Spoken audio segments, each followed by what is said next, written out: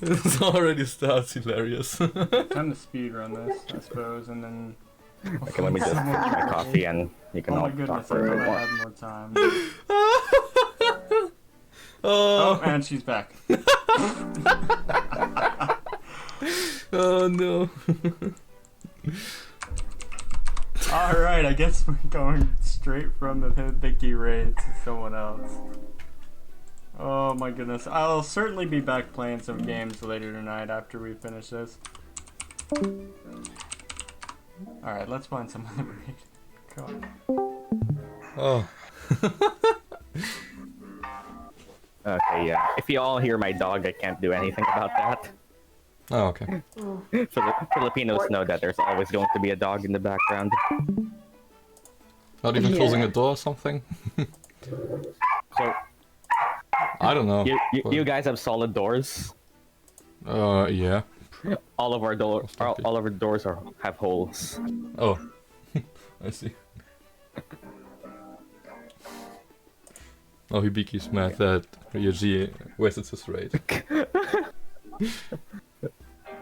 Oops. Oh, Okay, so just practicing. are you actually gonna sing? I That's up to did you. prepare. I did prepare a song. 2 songs? 1 song? Yes. Yes. Yeah, you. Yeah.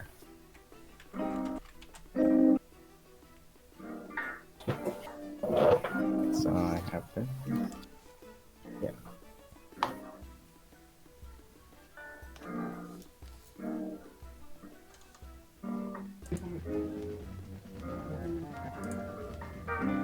Oh god.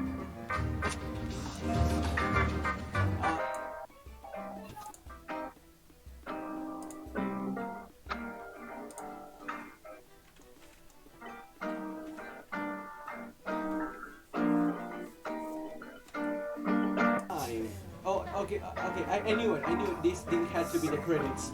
I knew it. It's all fucked up. Valiant Night Gaming, thank you for the follow. Mark Order, thank you for the follow.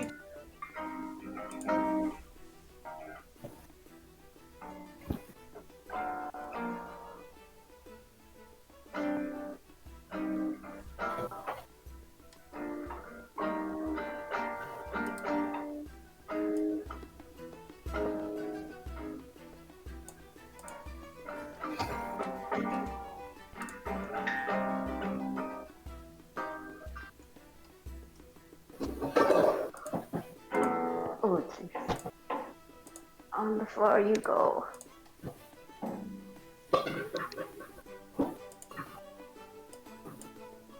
I hope my parents don't know this. Yatsu. Hello. Sorry about that. Uh, okay, so I got my dog. Okay, so.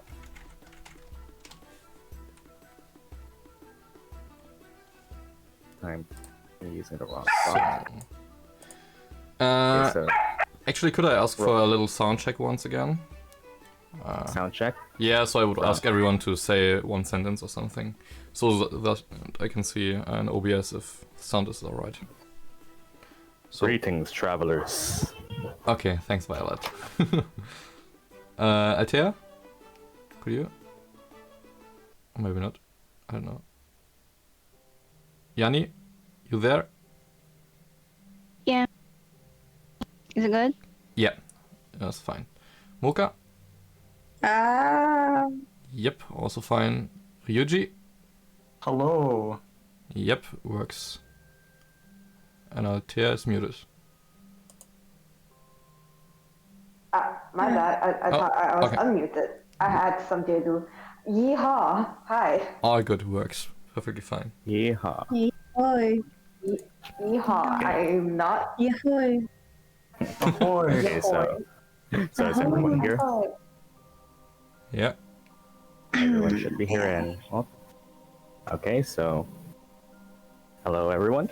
This is, yep, I am Violet. I will be your dungeon master, and this is Take to the Skies. Another not the top D&D game. Okay, so first,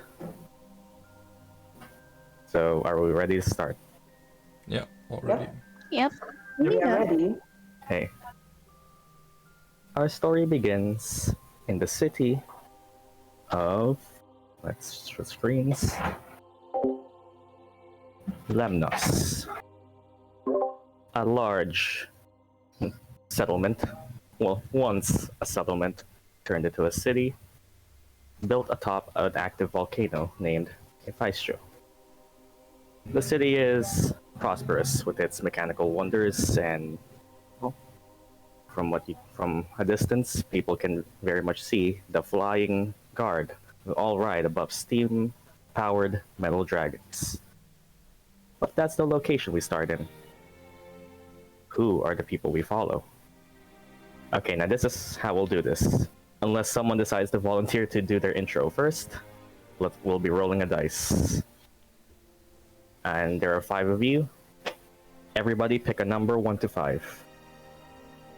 1, 2, 5. Unless someone wants to volunteer first. 4. 3. Oh, no, never mind then. I'm gonna take the 1. Okay. 3. I guess I'll take 5 then. It's okay. There's I'll probably be first.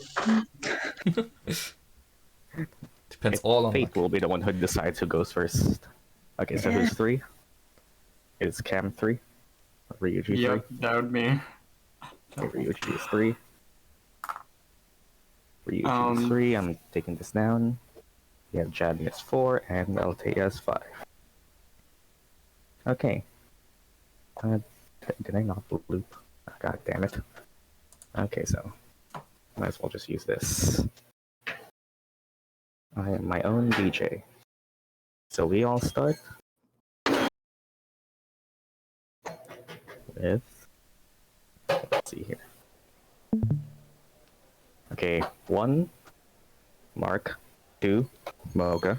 3, Ryuji. 4, Johnny. 5, Altea. Let's roll the dice, see who fate decides. Oh, that's with that 1 more L. That's a 4. Hello there.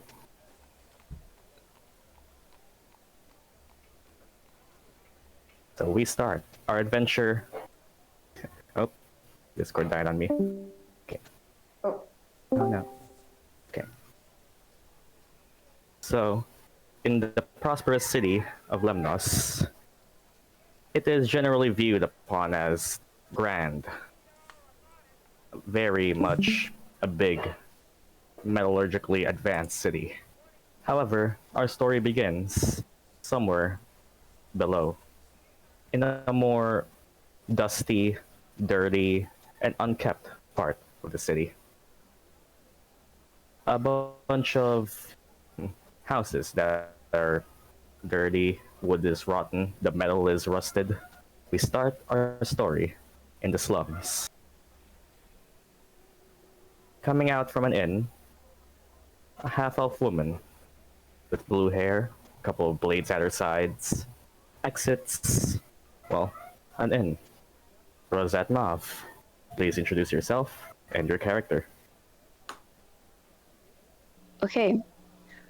My character is Rosette Mauve, a half-elf rogue, and I just went out of an inn because I was staying there after a job, doing my job.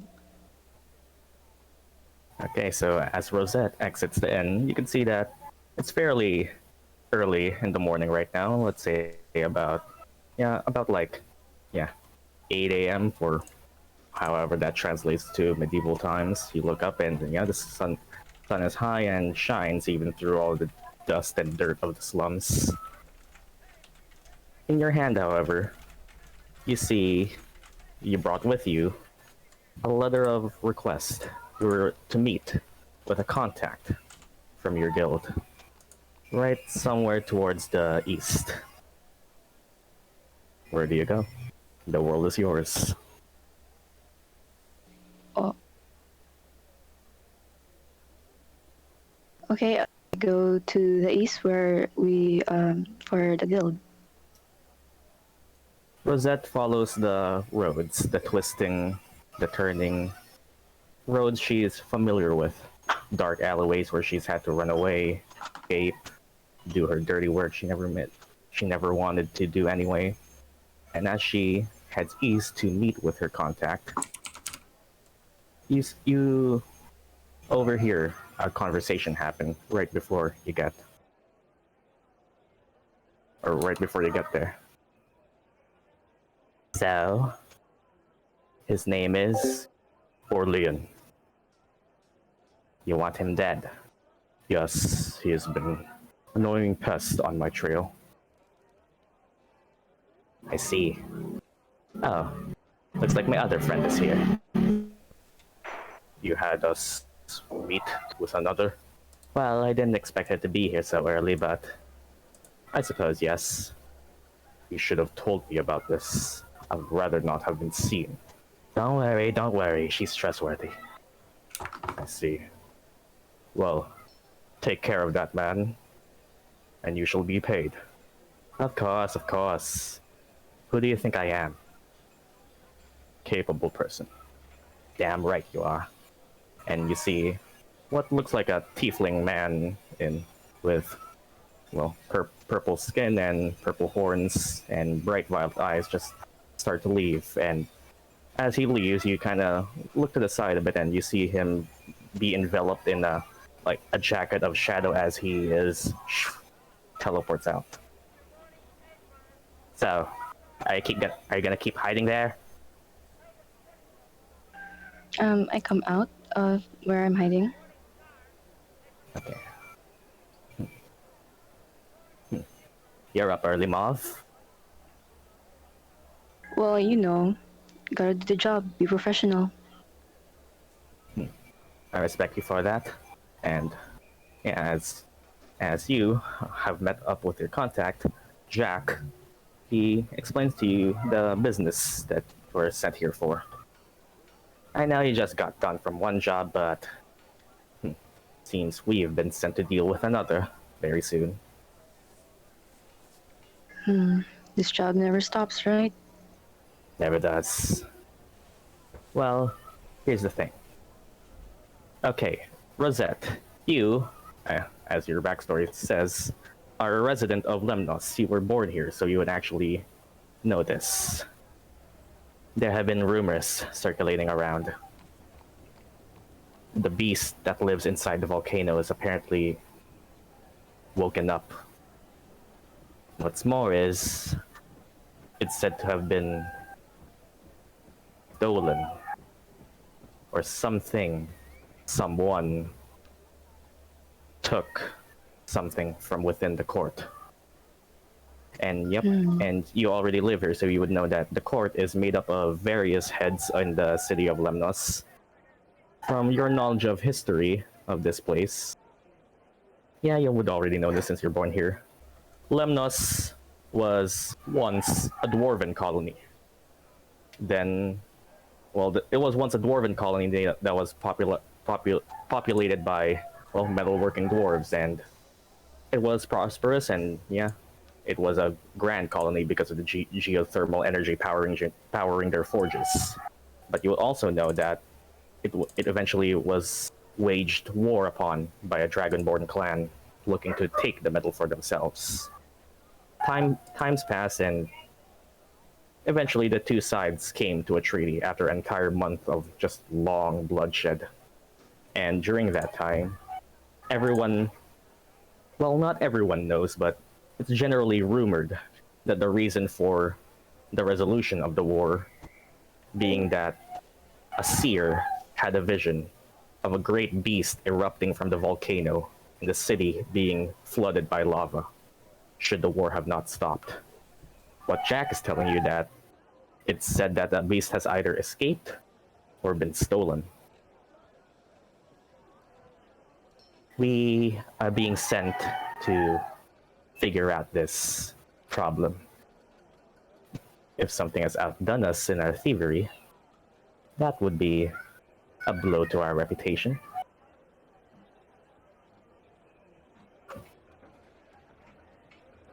And well, seeing your silence, Jack hands you another letter. You I can do hear? that. Yeah. This is an invitation to the High Sorcerer's Court. It seems he's looking for individuals to escort some cargo to another kingdom. If you can get in contact with him, we might be able to figure out who's trying to outdo us.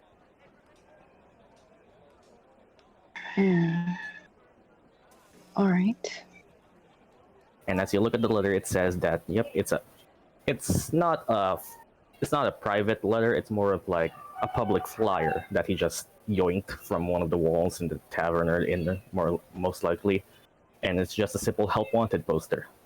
And you see that the High Sorcerer of Lemnos is looking for five capable adventurers or people who are capable of defense to meet up with him in his court in about somewhere around or before noon. And you would know, since you were born here, that the court is all the way up here.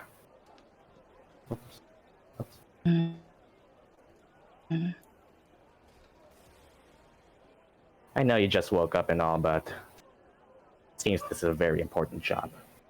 And I already got my deal with that man. You willing to take it? Well, I got nothing else better. Alright then. And, well, seeing that you have now accepted the job, Jack pockets the letter of his own job that he just took. If you must know, I'm being sent to deal with a half-elf who's apparently pestering that man. Just a simple killing job.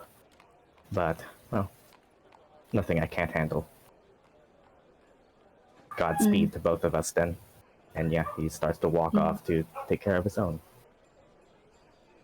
Where do you now go?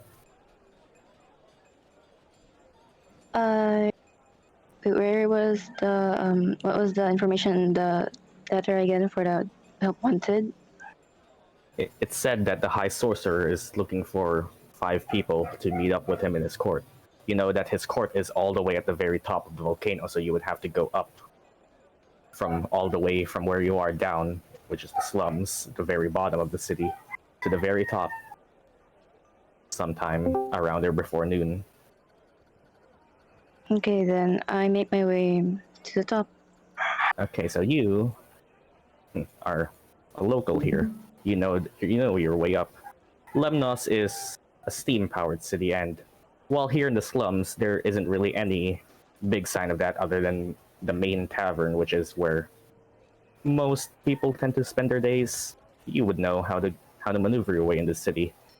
In this city, there are the buildings that are meant to act as, well, what for us it's elevators. Yes, it's steam-powered elevators that allows you to basically go up the city. And as you go up the city, you see, now that you're out of the slums after one level up, you see the local guard of the city. The warriors, soldiers in their steam-powered armor, as you see here, riding on the backs of small brass mechanical dragons. You've learned how to avoid these watchers in your time, and you know that as bright as their armor may be, it doesn't give them enough light for you to be spotted. And basically, long story short, you hop aboard what are seemingly railroads, or they're supposed to be like trains here, but budget. And yeah, eventually, after around maybe an hour or 2 of travel in the city, you eventually make your way up to where it says to be the High Sorcerer's Court. And you see, once again, multiple guards flying on the backs of dragons at sky, and on the ground, heavily armored knights. They take a look at you, but okay, here's the thing. Are you trying to hide from them, or are you just walking by normally? Since in my backstory, I'm a Yeah. very well-known criminal, so I guess I'll Yeah. just hide and don't take chances. Yeah. So as everyone is walking around and you know your way around the city and you've avoided these people before, as formidable as their reputation may be, your reputation is practically your reputation is even sneakier. And as you make your way, you can basically see, let me in. No. I sell stuff. No. Please. No. Shit.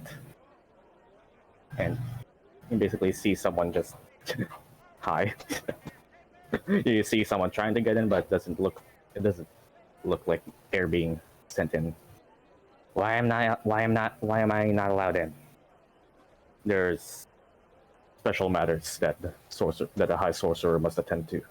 We cannot have visitors at this time. If you have a letter of request, we may allow you in. But normal meetings and appointments are forbidden for now. And Rosette, as you walk up and try to enter, well, first, the gate over here, he stops you. What's your business here? I don't see anything and just show the letter quest that my friend gave me. You're one of the adventurers, I see. Well, you are allowed in then. And he lets you pass it. Oh, come on, I just needed a letter. And yeah, I assume you just walk past and you enter the road to the Sorcerer's Court. But before we find out what happens next, another story begins. Okay, so that's Johnny's story finished. Number 1, Mark. Number 2, Mocha. Number 3, Ryuchi. Number 4, Altea. Who is next? That's number 1. Going from the south and the bottom of the city to the slums, we then go to the more industrial sector to the west. Coming out of a forge workshop, you see 2 men of vastly different sizes.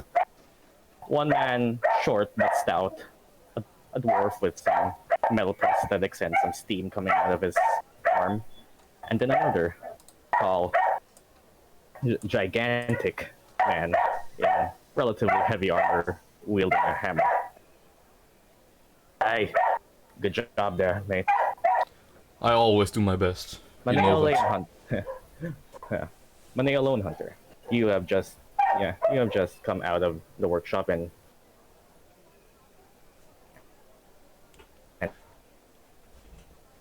well, thanks for fellow help. We could always use a strong hand like yours. I'm always glad to help out. And yeah, you have just come out of the basically forge. You are a Goliath who has helped around in Lemnos for quite some time. Valuable physical strength like yours is of course desired in a town full of forgers, metalworkers, and heavy lifters. So you are practically renowned by now, and yeah, you are a strong boy, and with your physical strength, you have come to be accustomed and be friendly with a lot of the local dwarves and local smiths in this town, and that's what you have just come out from. And once again, you see one of the guards just flying about.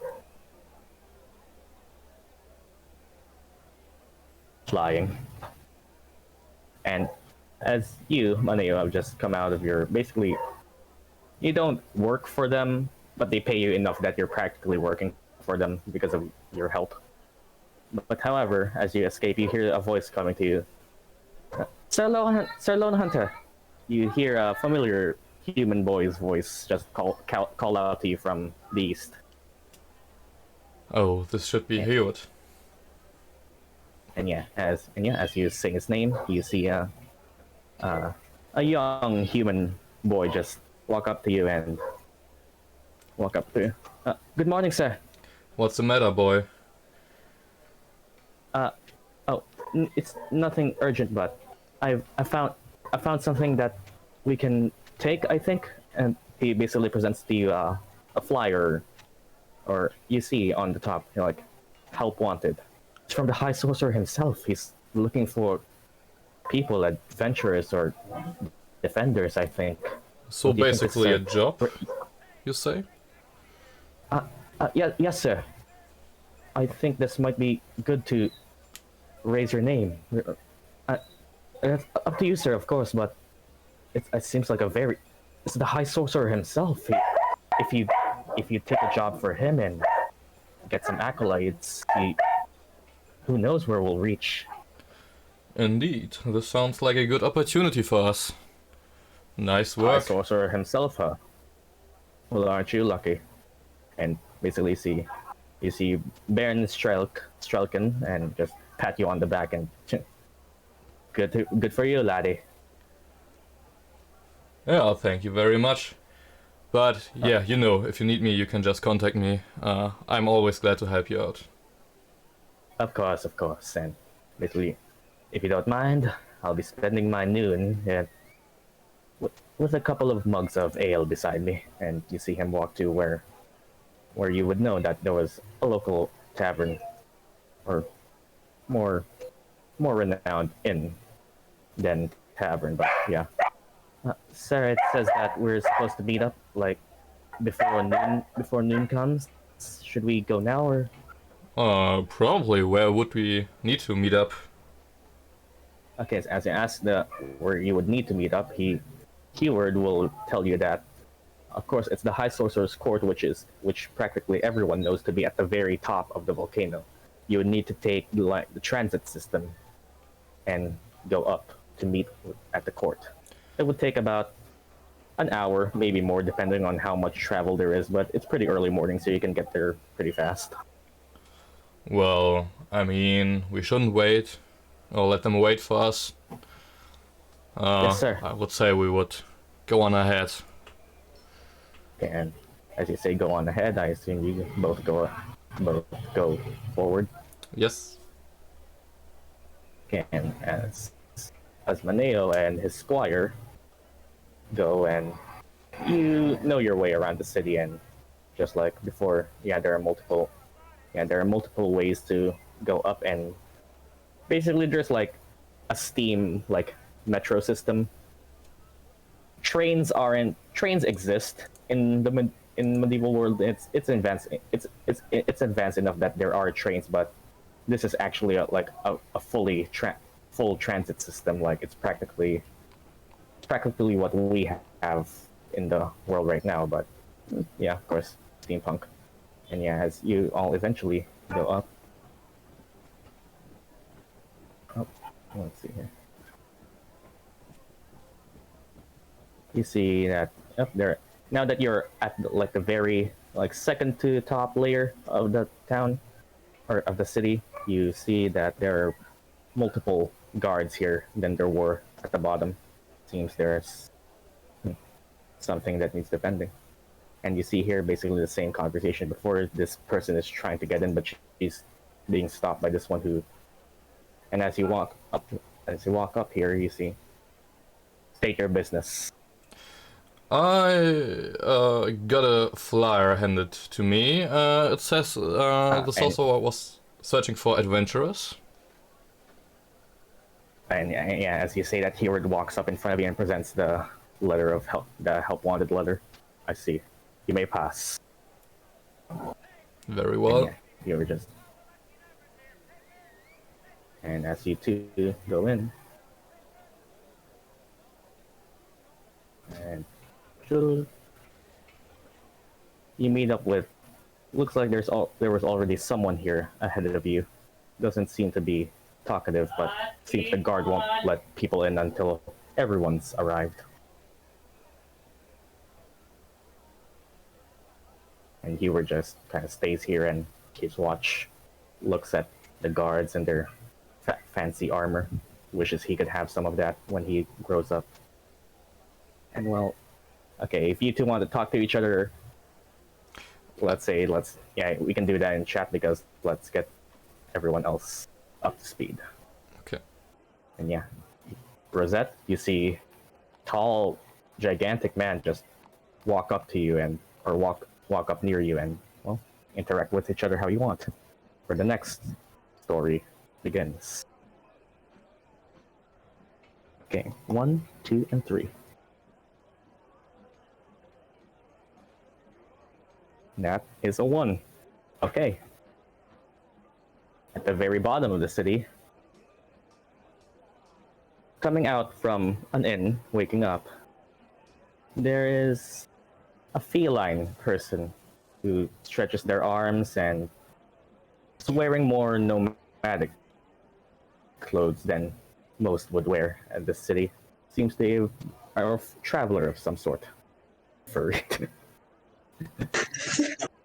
Mocha, your turn. Yeah, so I go out from the tavern. My name is Face, and I'm a tabaxi, a monk.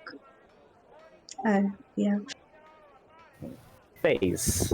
You are a traveling monk looking to gain Yes. basically more wisdom, more experience with each new place, each new city you go to, and well, you've never seen a city as prosperous as this. Steam coming from every building, more metal than there is wood, more heat than there is wind. It's something you've never seen before, so. And you've also heard that somewhere at the top of what you know to be an active volcano, there are archives of monastic scrolls that you would probably like to see. But the catch is that once you've already been in this town for let's say 2 days, maybe 1 day, and you've heard that currently the archives where people keep the knowledge, the wisdom, like basically a public library, are closed off until a certain job is taken care of. And once you're out of the inn, you see a poster, a help wanted poster that basically says everything else that's been said before. You see that there's apparently the High Sorcerer is looking for people to complete a job. You know that the High Sorcerer is the one that actually owns the archives. Perhaps you can seek answers through him.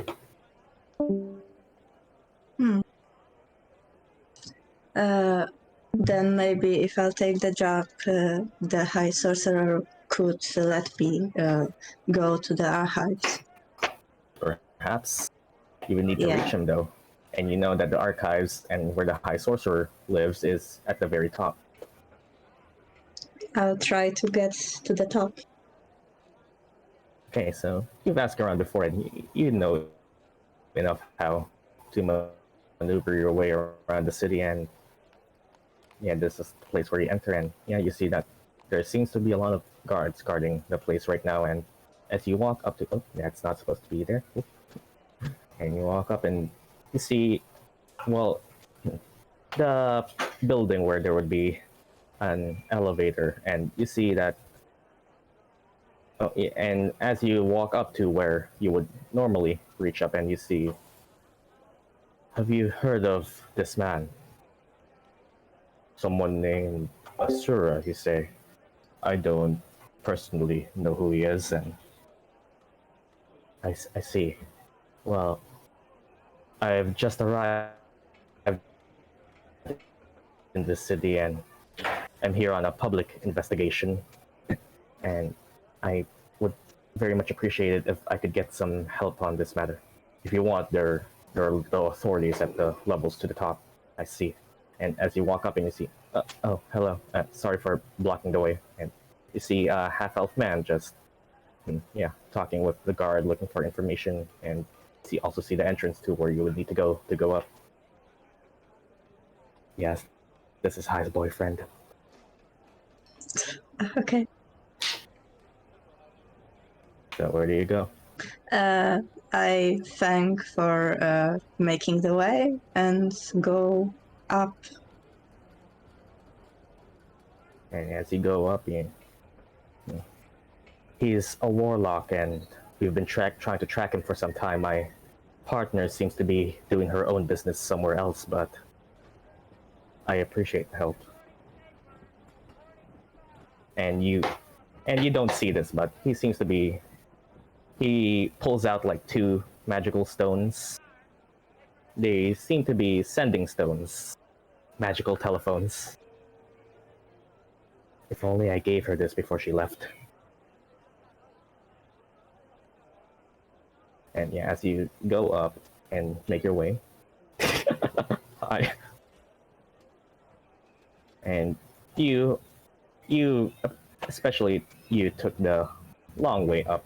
There's this building that's basically just a series of stairs and elevators, and eventually you go up, and it's pretty early in the morning right now, so not a lot of people are cramming the place. So, well, and you eventually make your way up here to next board transit system, and eventually, yeah, I'll just get this over with. You make your way,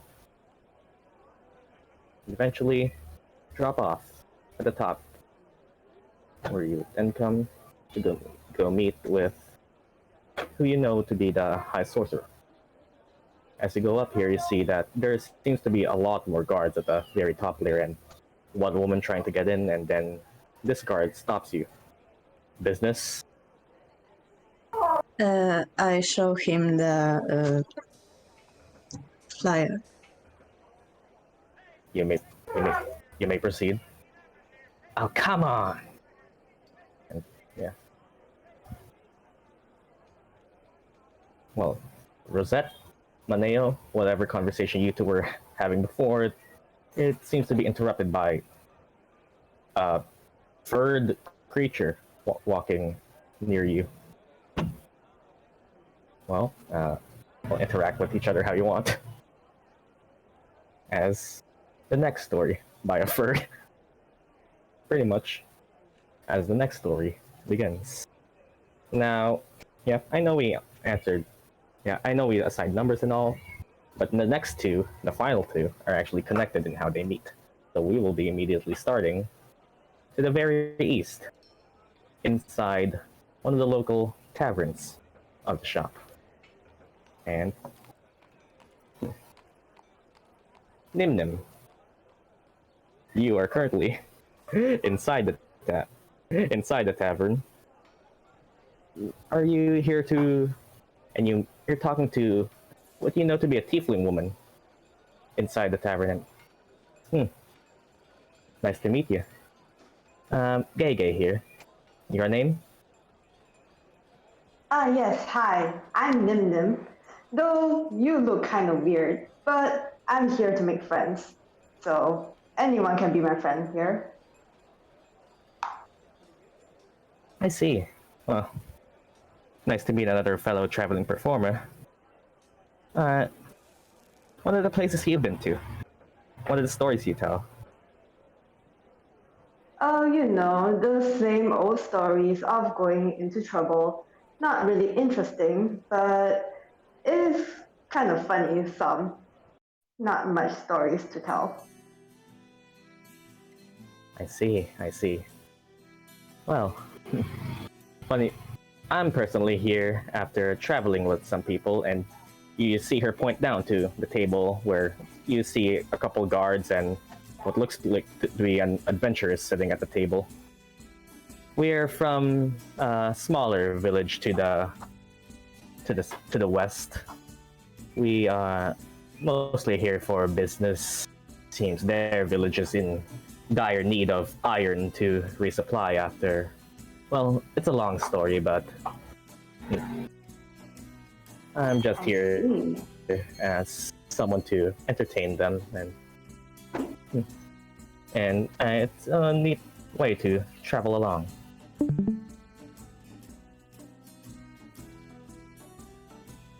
Yes, I see. And yeah, if people don't know, yeah, the other campaign. I'm actually here to perform a song. Are you here too? To do the same?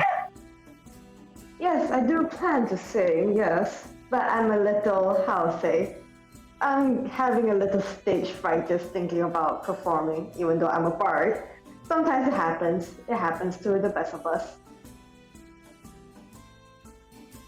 I see, I see. Well, if you don't mind, it seems my schedule is coming up. And yeah, you see her basically hop off of her seat and look to the tavern owner and say, and yeah, he gives a nod to basically, yep, do what she's here to do.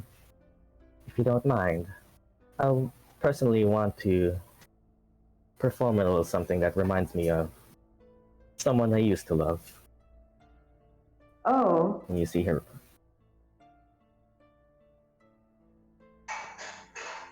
And you see her just start to walk to the bar and take a seat here.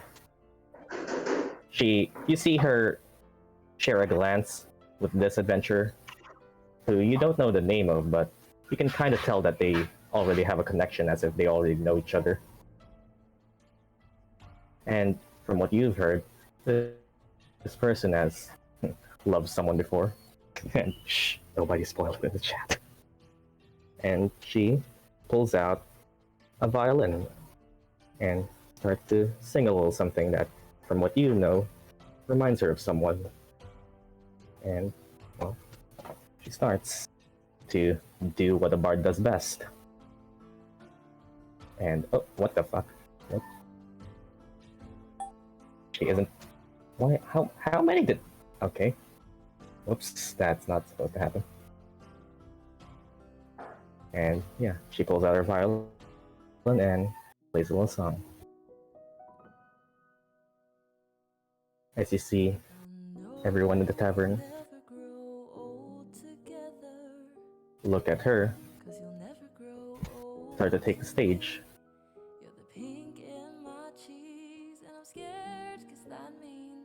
You see her starting to dance. You feel like she's a little sad in her song. Apparently someone who loved, someone who left.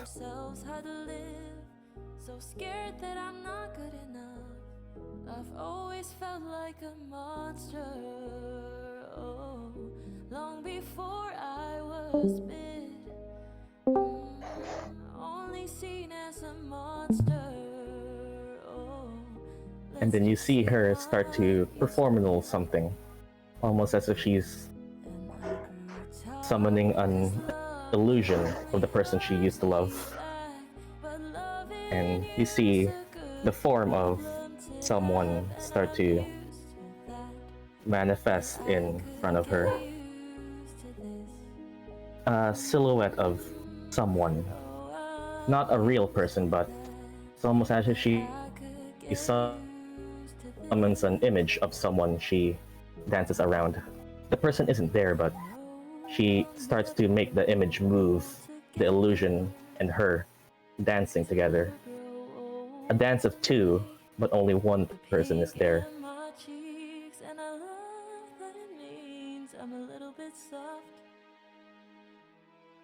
And then you see her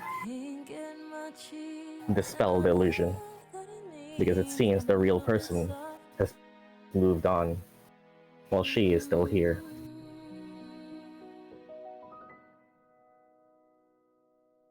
And as her song ends, the entire tavern start to clap, and yeah.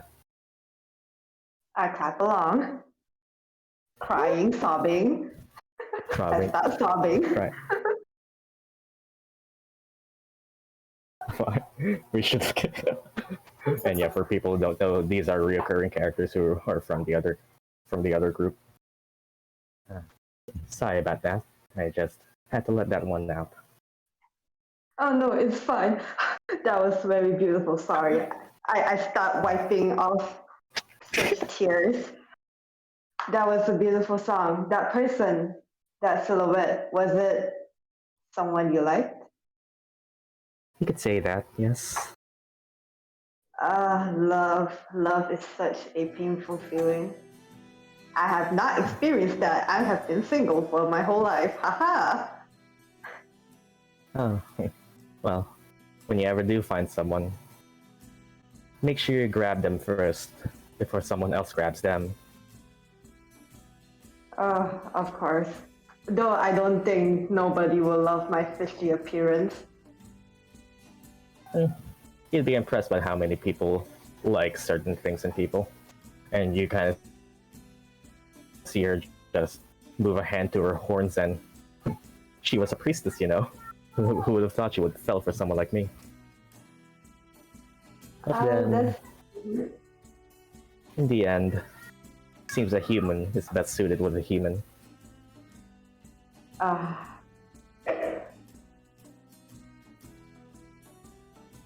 And Nim Nim, as you would love more conversation right now, you start to feel your gills start to dry. The heat of this volcano not really doing well for you, a fish person.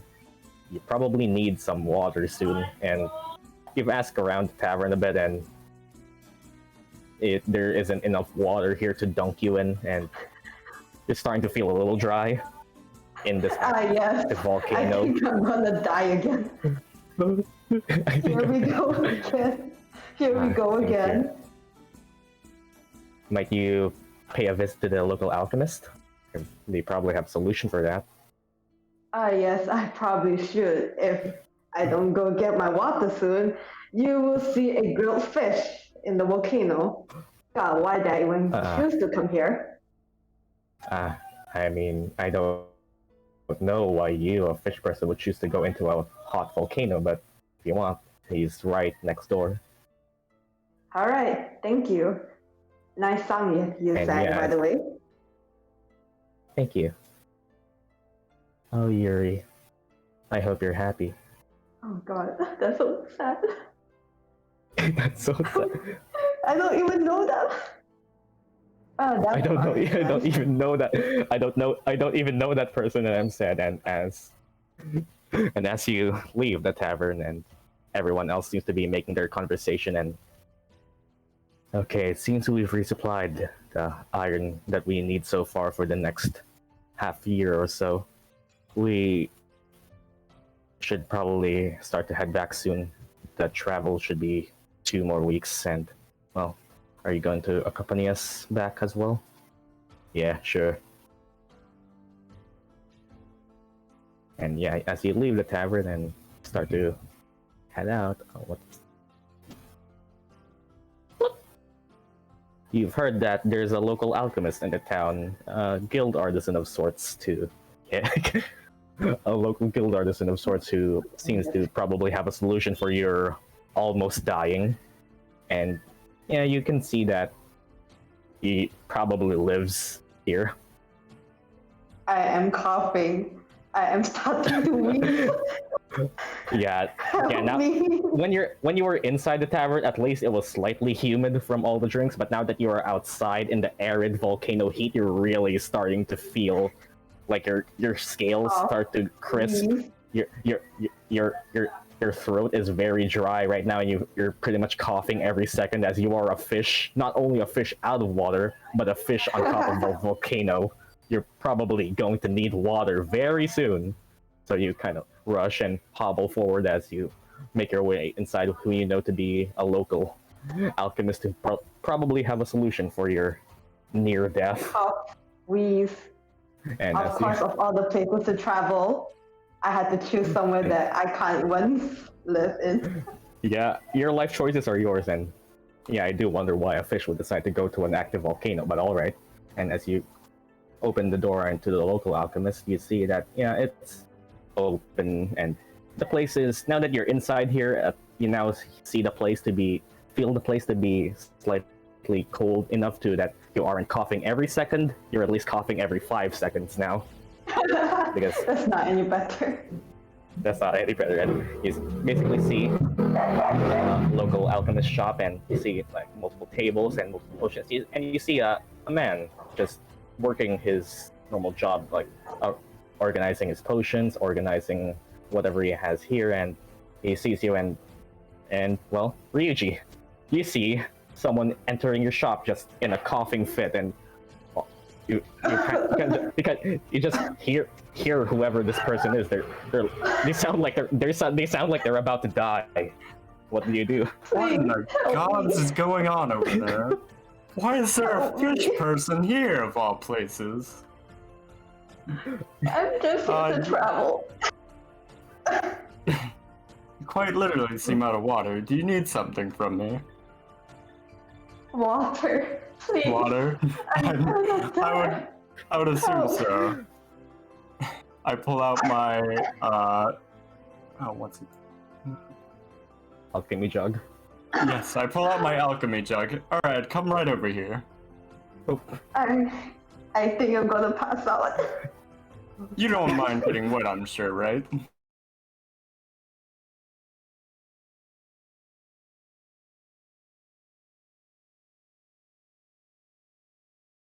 Fish. Oh, I feel relieved. Oh, I thought I was gonna be grilled fish. Oh, I have to thank that demon girl for introducing me to the alchemist. Oh, I can't die. Thank you, sir.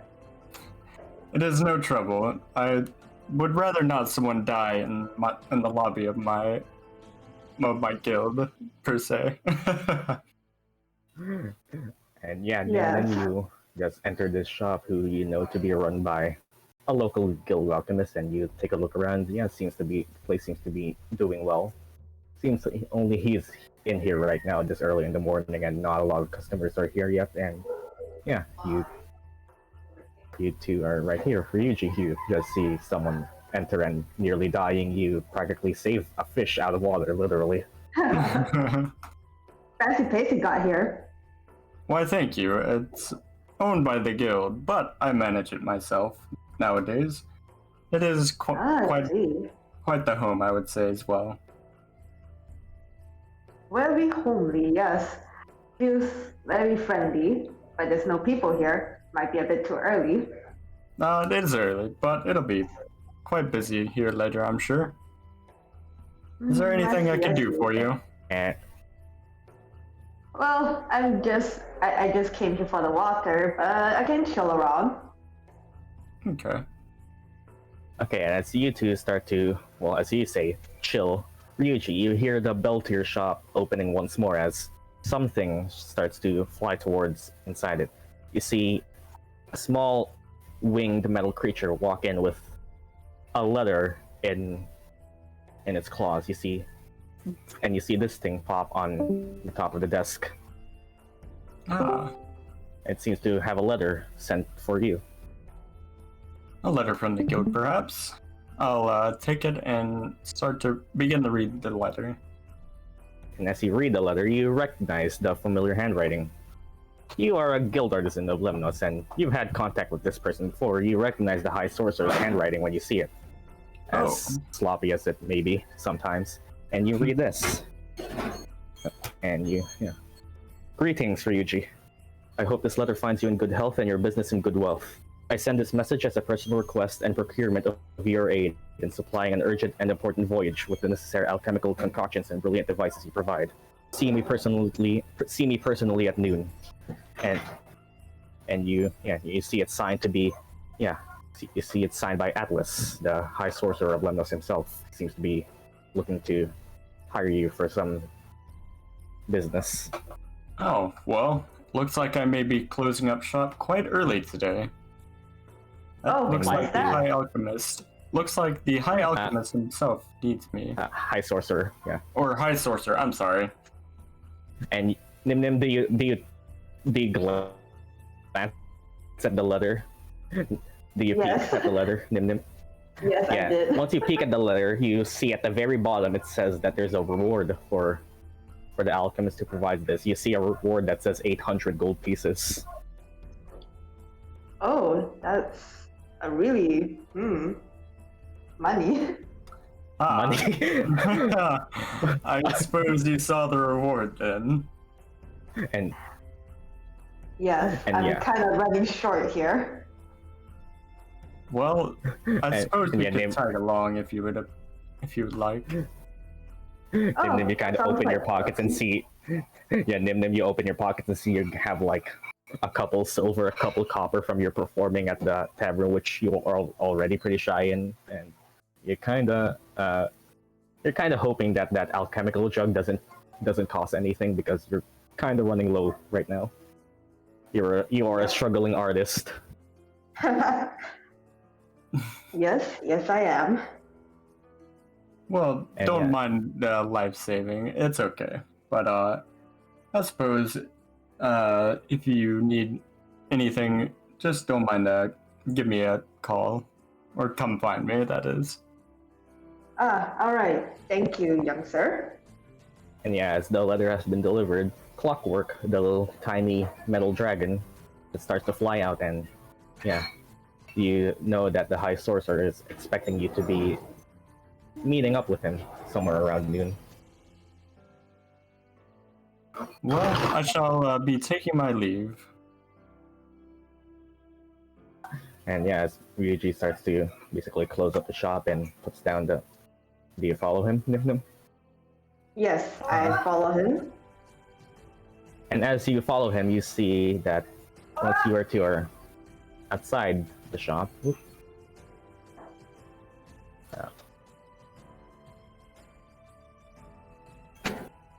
you see that Ryuji, you see this fish person just start to follow you out of the promise of money.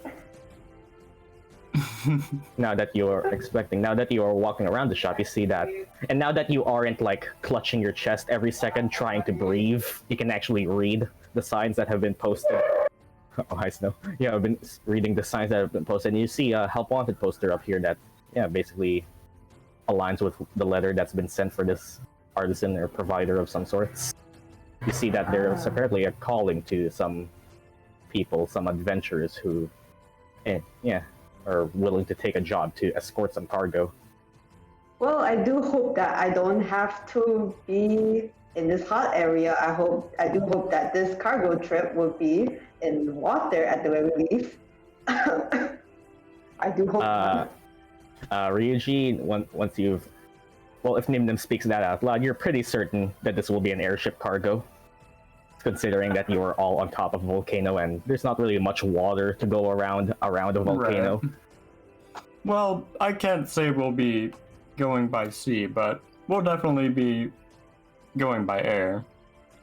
I would assume, if it's anything that I've learned from before. Besides that, there's not too much water around here around these parts in the first place. I seriously question my life choices here. Yeah, what the fuck are you doing here? A fish? I'm just trying to get money here.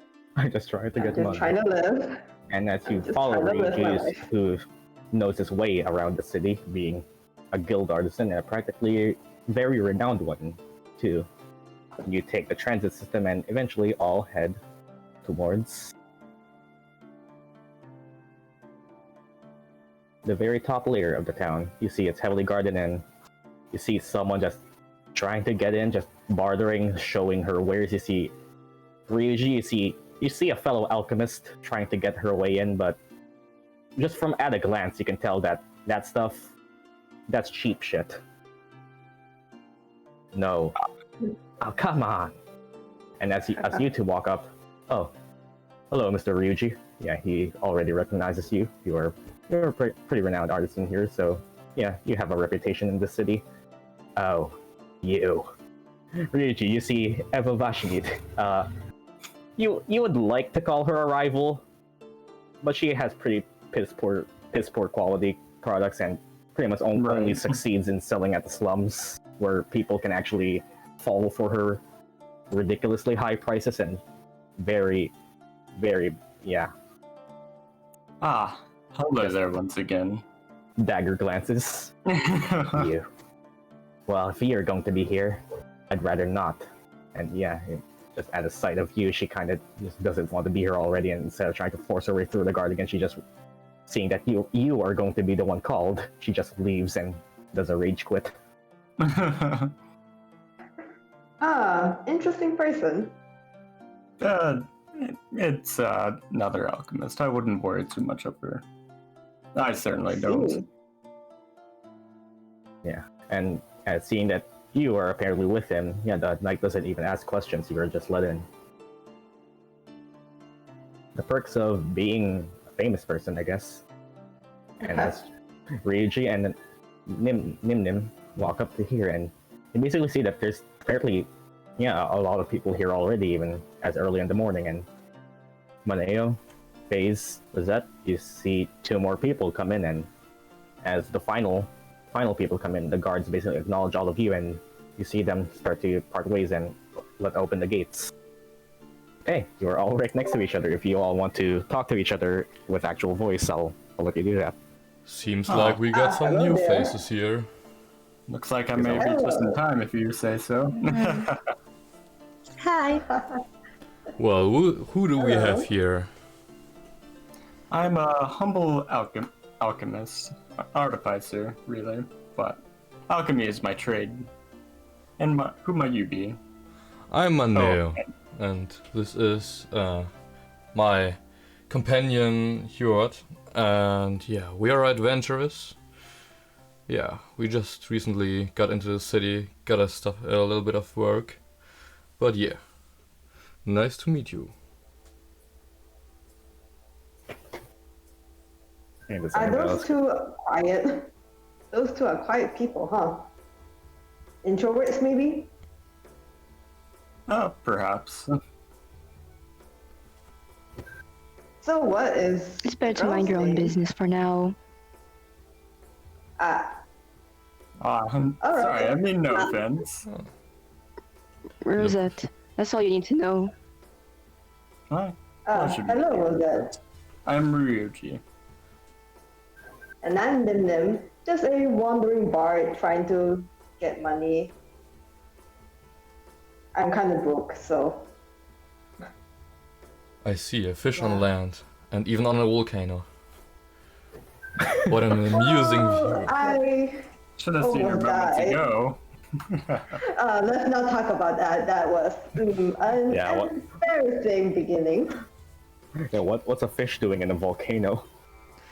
I have my reasons. Do not question it. A fish, huh? Yes, a fish.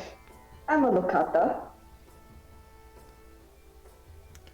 Well, anyways, I hope we get along well if we actually do work together for this mission or this job.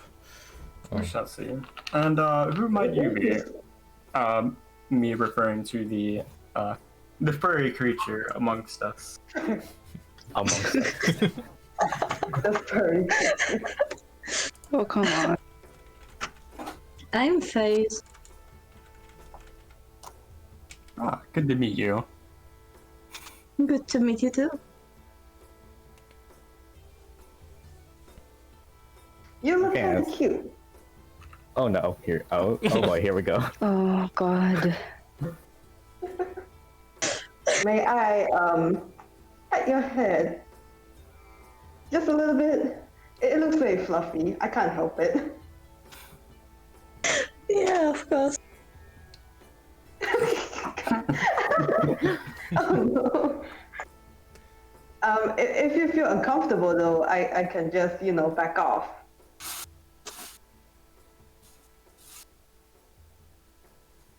My. You really have fluffy hair. Rosette just has an unimpressed look on her face. Ryuji, do you know what the deal with this fish is? Seems kinda As far as I active. know, From her attire, I would guess a bard. a bard. Yeah. Oh, sorry. To be honest, I just ran into them, you could kind of say.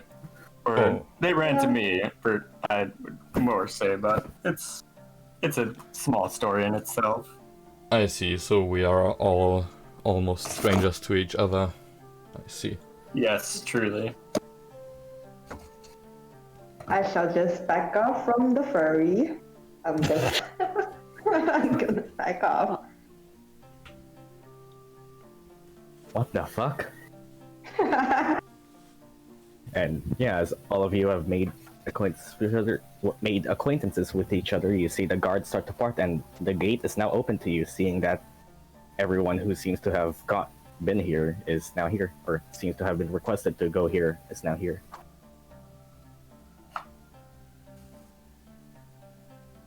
Well, Gate is open. shall we make our way to the High Sorcerer? Yeah, sure. Hmm. Think it's about time. Okay. And as you all go in, well, first, Keyword will. Okay, Maneo, do you bring Keyword with you? Or do you just tell him to stay here? I would say for the audience, I will take him with me. But maybe let him go Thank you. before the mission. Thank you, sir. Yeah. And as all of you are enter the High Sorcerer's chambers. And well, let's actually do this. Right. BRB. I need to pull you guys up a long distance on the map. This map is so big.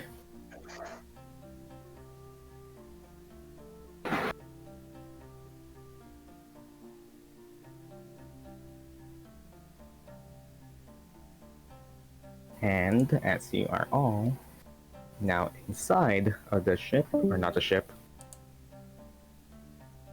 inside of the High Sorcerer's chambers itself, we now do this.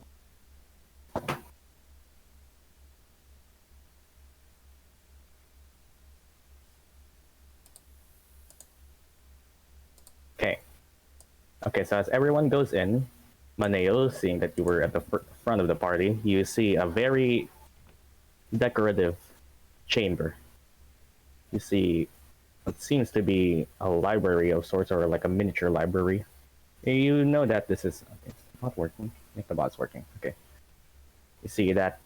Seeing that all of you now go inside, you first take a look, and yeah, the place is very pristine, very detailed. Like, the currently, of course, before that. And yeah, you see that, since you're all here. And yeah, Ryuji, you recognize, yeah, Torin Atlas, the High Sorcerer himself, who's sent for all of you. And come.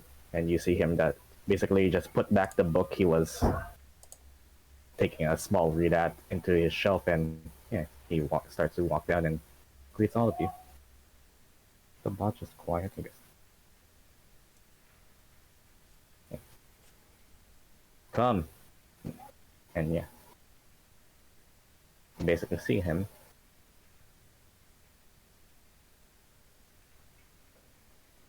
Yeah. Time to flirt. I see you're all here.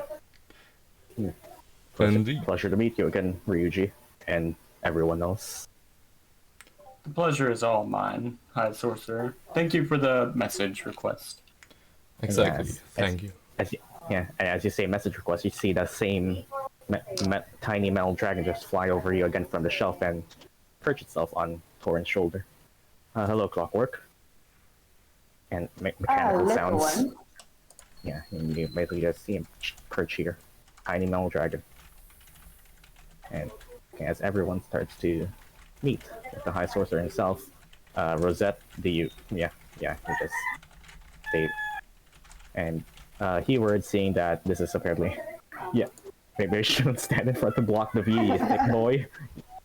Yeah, as everyone just starts to meet up with each other, and you all see that apart from the High Sorcerer, there seems to be someone else in this room.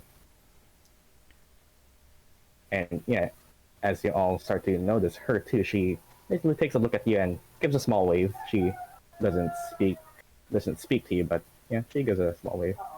And this here is Viz.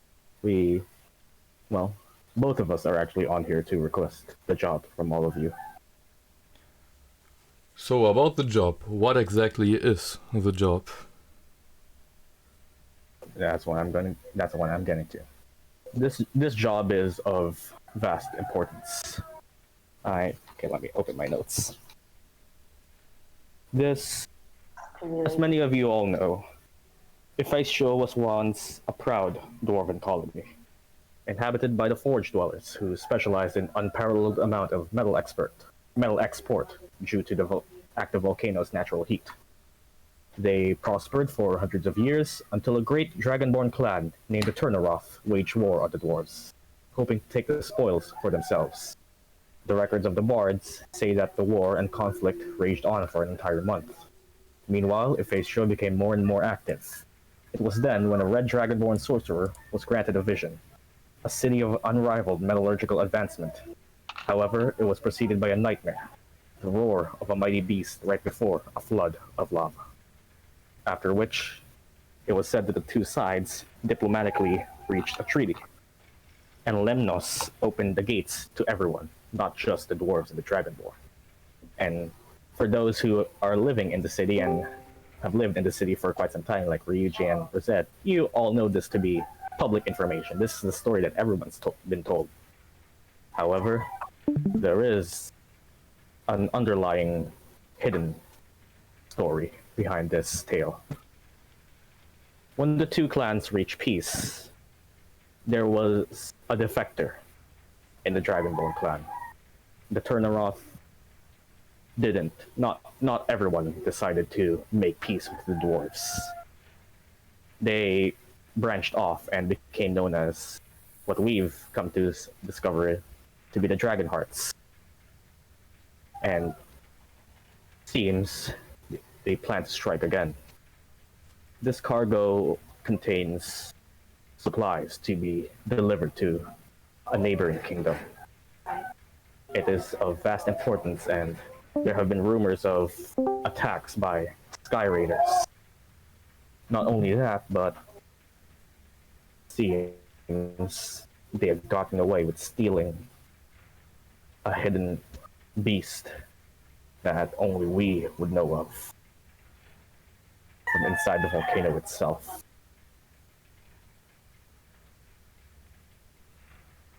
And yeah, you basically see this, now that he's said all of that, you see this elf woman. Yeah, you see her to be an elf with orange hair, but she seems to be hooded and seems to be keeping to herself most of the time. She walks up to you to see that, and Viz here is part of the cargo you'll be escorting. She needs to travel to the kingdom as well, so she will be coming with you. Yeah, if you all want to talk, you're all here. Pretty woman Abuga. Pretty woman Awuga. Oh, come on. Sorry, I did not really pay attention to the mission. I just saw the pretty Oh, lady. god damn it. You are literally fish for brains. And Sorry. as you clearly eye the woman, she just kind of smiles and waves back. Shyly waves back too. Seems like the fish can't take the heat very well. To be honest, I think Rosette shouldn't speak because she's like a very well-known criminal. So her in this place with the high priestess is so sus, I guess. So basically, she's just hiding behind the big boy, hiding behind big boy. Yeah, Rosette, you kind of feel like he's eyeing you as if he knows something, but is just not speaking it. But yeah, and Ryuji, as you have been called, you bring out the part of the supplies that you were sent here to basically take care of. Everyone else sees Ryuji pull out 3 potions of healing from his backpack and basically just show Torin that this is the part of the procurement he's sent for, other than some other supplies that are meant to take care of the ship you're all going to be sailing on. So yeah, Ryuji, you start with 3 healing potions. Alright. Yeah. And Torin will also tell you that the reward for this mission is 200 gold pieces for each person who should complete it. Alright. What Sounds about my fair. companion? Companion. Is my companion part of the deal, or isn't he? Would he get his own? Torin basically takes a look at him. 300 for both of you. You can't Well, really spare everything. 300 split between both of you. I'm turning around and talk direct to my companion. It's okay, sir. If I shouldn't go with you, that'll be fine by me. I'll be waiting here. Should you? I think waiting wouldn't be the best option. I think you should be working while I'm away on this mission. so you might go back to the dwarves and ask for a bit of work.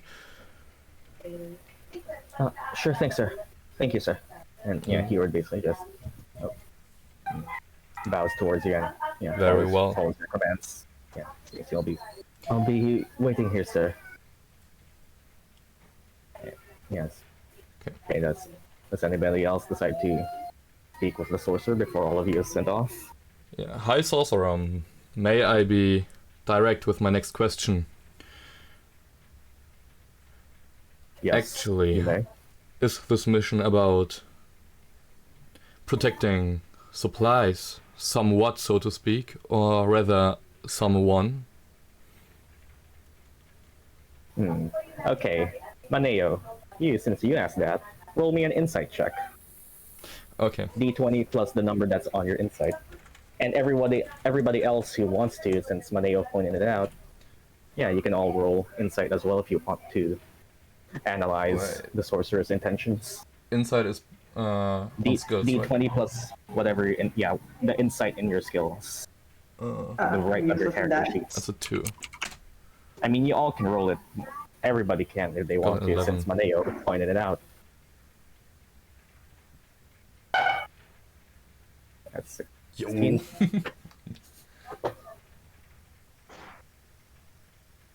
As Maneo pointed it out, is this about protecting something or someone?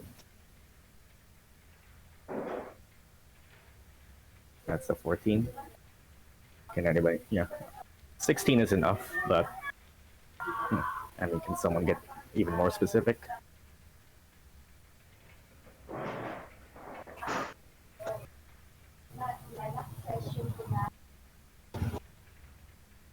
Oh. For the space after roll.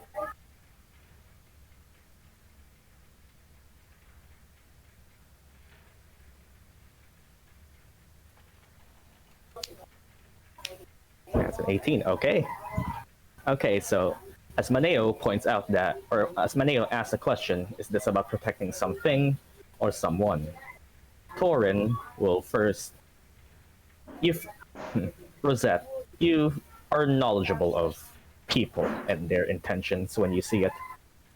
You kind of feel Torin start to flinch at that question, as if he doesn't want to answer, but he does say, this is part of the cargo you'll be escorting. She is with the kingdom, and she is of some importance to them. So I would prefer that you keep her safe as well as the cargo inside the ship. And yeah, everyone else, that seems believable, but Rosette, you kind of get the feeling that whoever she isn't just a normal person or he says that this is a person of some importance, but you kind of feel like there's something behind that he personally doesn't tell everyone. Okay. And Ryuji you also get that feeling that this person isn't just a normal nameless elf. Is that all? Very well. If you all decide to go now, the docks is to the west of this, to the west. You are to board and there is a crew there. You shall meet up with them. I personally won't be accompanying all of you. I have some other business to take care of in here. But Viz will be going with you. And yeah. Do you all depart now? Or do you all wish to ask more questions?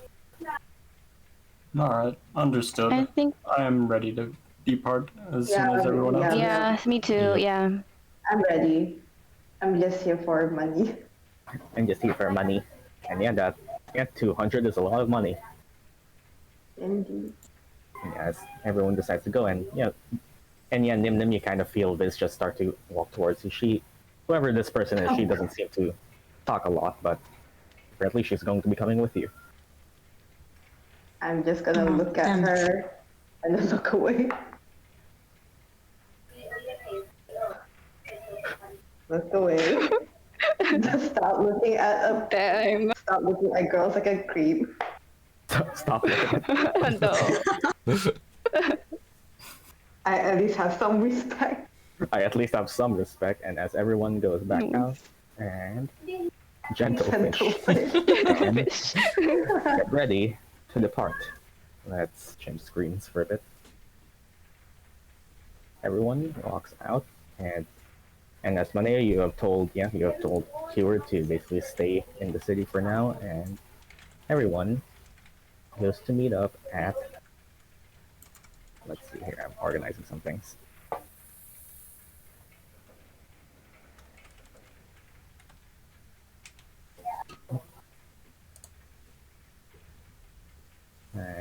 BRB. I'm just okay. Not selecting. Okay, there we go. Organizing your tokens. And we get to what are called the docks. But Nim, when you hear docks, you are familiar with the ship docks at the sea. But the docks here are very, very high up that you look down and there's very obviously not an ocean here. Yes. These docks are not for your usual ships. Yes. I have a fear of heights. I have a fear of heights, and you look down and yeah, that's a long way down. Fun. And yeah, You'll be this fine. You And camped to everyone- one of the hottest cities around, and you're scared of heights. What is this? what Not even are very you? smart. Yeah, what even is this fish doing here? And yes, all of you make way, and you see, I suppose you're here on the sorcerer's business. Yes, we are here Yeah. for the delivery. I see. And as everyone just starts to make way, it's kind of it's a little cramped, and you look down and you're all this high up. Yeah, 1 hour for an intro is very normal. Actually, you're all already like pretty much a third of the way in, so this is pretty standard. And as everyone walks up here, and Nim, you feel Viz just slightly closer to you, and kind of feel like she's a little scared as well, and she kind of just nudges a little bit to your back. And as everyone makes their way to the docks, and basically speaks to Hubert, the Skydock Master, and you were all told that apparently there's a ship here for you, but you don't see it yet. Until I'm winning. I mean, you were the only person who interacted with her, so she kind of has a bit of an incline towards you. As you all make your way to the docks, and we're told there's supposed to be a ship waiting for you, you don't see it yet, until it starts to fly up towards you and start to rise from below. You see a relatively big airship just fly to the docks and basically board it. Basically just go here. Well, this should be your ride. What an amazing technology this is. And yeah, I've you basically never hear been that- on an airship before. Yeah. Basically, you now that this ship is here, you kind of any time you all speak, it's kind of drowned out by the propellers, the fins, the air that's being pushed down, and you kind of see that I can't actually have this ship drawn, but you kind of see that there is some magic to it. Like, it's not just technology. There's magic infused into the ship that makes it fly. But yeah, and as everyone is kind of here, and you feel the wind blowing against your hair, you're all being pushed back a bit as the ship is very close, and Viz kind of feels her hood start to fall out, and she start to pull back, and she pulls it back again, and she clutches her backpack and kind of hides behind Nim as the air I is help blowing. her hold her backpack. I help her hold her backpack. She doesn't speak out loud, but you kind of just hear a soft, "Thank you." No Yeah. problem, young lady. The fish is winning, guys. The fish is winning. Winning. I mean, she was the only one who talked to her, so yeah. As you all see, you kind of hear basically a mechanical plank, like a pirate ship plank, but it's mechanical. It's like it kind of pulls out and then just hops on here, and you hear someone call from inside. You're the adventurers, I see. Exactly. Mm-hmm. Indeed, Well. we are. What are you waiting for? Get on. We don't have much time. Very well, then we might proceed. And everyone proceeds to hop aboard the airship, and the party takes to the skies. Dun dun dun. And you change. Okay, let's go back here. As you all hop aboard this ship, if you see, that's actually what it's supposed to look like. And so everyone hops aboard the ship. You all. Okay, let's see here. I'm organizing the tokens once again. All of you. Okay, let's switch maps. The person who called you, all of you walk aboard the ship and you see there's crew on it. There's a lot of crew, and there are a couple people who stand out. Most notably, the person who called to you as you all boarded the ship. As you walk aboard the ship, and now you feel that you are actually on the sky itself, and the plank retracts, that you are all now actually floating in the air. You feel the ground move up and down. This isn't ground anymore. You're all actually flying now. And you see the person who greeted you. All of you see a woman who you can very clearly tell isn't human. Her skin blue, her hair actually made of water. And you see, seems you're all here then. Rain Malachite, airship captain. The sorcerer sent for me. Flirt. And you see, if you're familiar, you see Rain Malachite, the airship captain, and she is a water genasi. Long story short, water person. And you see her, she seems to be wearing very fancy clothes and even has a sword that's slightly frosty. I see you're all here then. Shall we make acquaintances? So you are the captain of this airship, I assume? Yes.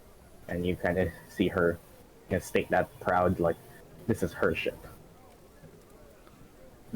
And the High Sorcerer has sent for us to be the ones to deliver this cargo. And Ryuji, you would recognize who Rain is because you are from here, and as fellow, like, basically, not celebrities, but basically very well-known people of Lemnos. You kind of have a passing knowledge of each other, and you've heard that Rain is a very reputable captain. Like barely anyone even decides to hop aboard her ship because of. They're very good at doing what they do, as well as you. So you kind of have a passing respect for each other. Everyone else sees this person for the first time. Wait.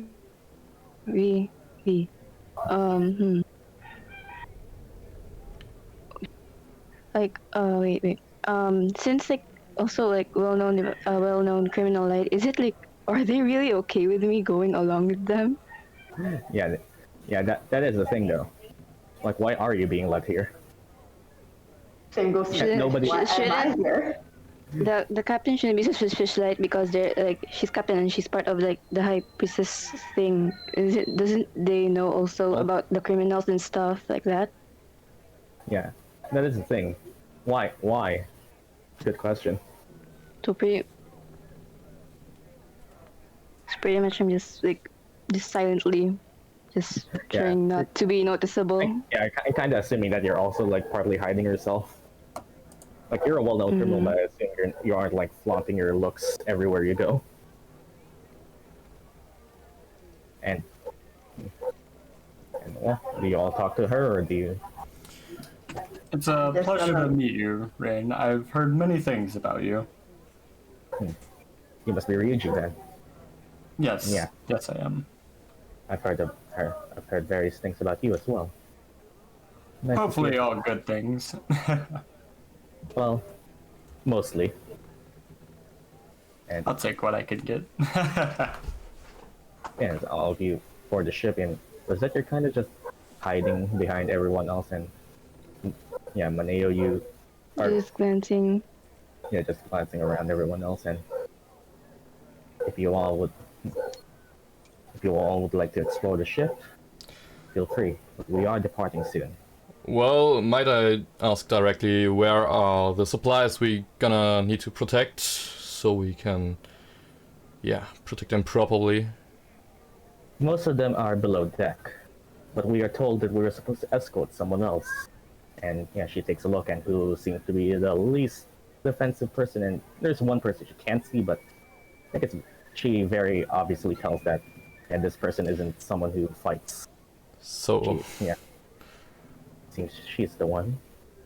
She can stay at the quarters, while most of the supplies are at below deck. well, I see. And as well, her and whoever she's with, if she does come with someone else, she basically points to where she would stay, which is over here. And yeah, everyone else, now that you're on the ship, you see that there are a couple people making their rounds, just fixing up, tidying up, etc., etc. Well, then we might explore the ship, I would say. What about if the bard escort the lady into the quarters? And we're gonna check the deck. I'm going with the elf. Do you all actually flirt? I won't flirt. I just want to talk to her. Talk to who? Talk to the elf girl. Yeah. Okay, what do you say? No worries. Hey, I want to talk to you more to get to know you since we are going on this journey together. Hello. Hi. Yeah. Yeah, she isn't much for conversation. We since like when back on the Sorcerer's priest, the high priestess place, and I had got the feeling of that the Viz, right? Viz is like more important, so like I kind of follow them, I guess, Okay, because do you all I go, had yeah. that feeling. Do you go somewhere Nim and Viz, or do you just stay out here at the docks? Okay, so zoom out. Yeah, you can basically go anywhere here. Would you like Yeah. to go somewhere quiet? Young elf lady. Yeah, she kind of nods. Alright, let's go somewhere a bit more quiet then. I Okay, go okay. in. Yeah. Okay, so if you want somewhere a bit more quiet, she kind of, yeah. Rain basically tells all of you that there are some bed quarters up here where she could stay. And yeah. Bed quarters. No. Oh, no. No. I mean, Yeah, Viz. all of you may. Straight to the point. Oh yeah, I should probably just follow them. Okay, Yes, Rosette, exactly. if you're wanting to follow without being detected, roll me a stealth check. Okay. Roll me a peep check. That's like D20, right? D20. D20 plus your stealth, which I assume is very high since you're a rogue. 7. Yep, D20 plus 7.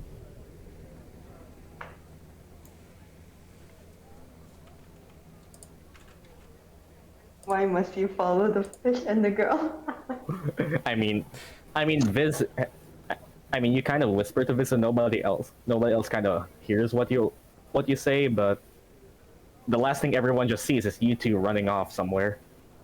That's not so bad. Okay. Totally not. That's funny. Yeah. Rosette just blends in with the shadow itself. And Rosette, you kind of follow them, and Viz is said to basically go here, and she's given the key, and she opens the door, and you see a very tidy room just with a bed, and now that she's here, she kind of puts her backpack on the table and just sits down here. And Rosette, you kind of I'm just gonna sit on the floor. I'm just gonna sit on the floor out of respect. Yes. I am the respect. darkness. And seeing that it's a bit more quiet, and thank you So again. young lady, is this your first time traveling? Not the first time. I see. Also, I've you say traveled many places. Also, you say young, but she is an elf. From her Older, looks, yeah. from your knowledge of elves, she Out looks of like respect. At the very I'll least, respect that I called him young. at the very least, you can kind of tell she's at least 120. I'll respect that to call everyone young. If not, it kind of feels weird. Yeah, she just chuckles at your comment of young, considering she knows the lifespan of many species compared to elves. Yeah, see, you and her seem to be getting along. And yeah, Rosette, you're like at. Okay, let's see. I mean, you're hidden from them, but you're kind of just listening in like over here, and you kind of just hear two people, some soft giggling, some silent conversation. What are they I'm even just doing there? guarding. I'm just guarding. I can't believe this fish is making her moves. With the I'm not escort. making a move. I'm trying to get them over the It just so happens. Rosette doesn't know that.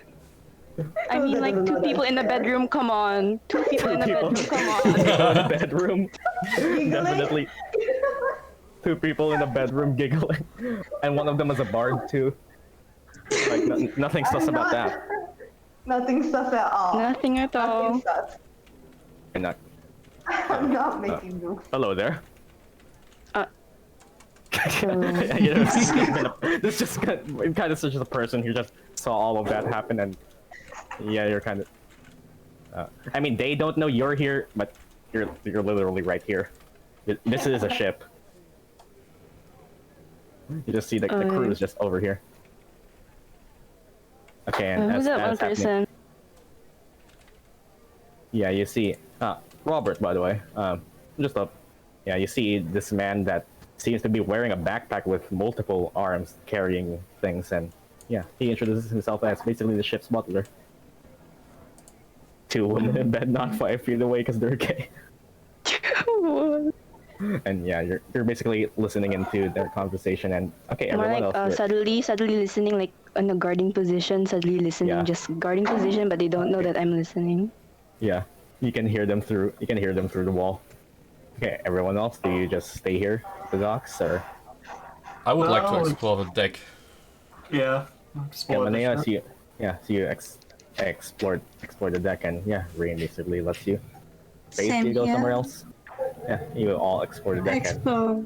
Well, then I'm gonna talk to the dude right there. Or... okay, you see. Okay, Maneo, you are familiar enough, and you see a warforged person just tending to the ship's ballista, and as it. And yeah, he speaks in a kind of robotic voice, but yeah, he notices you and goes, "Hello there." Well, hello.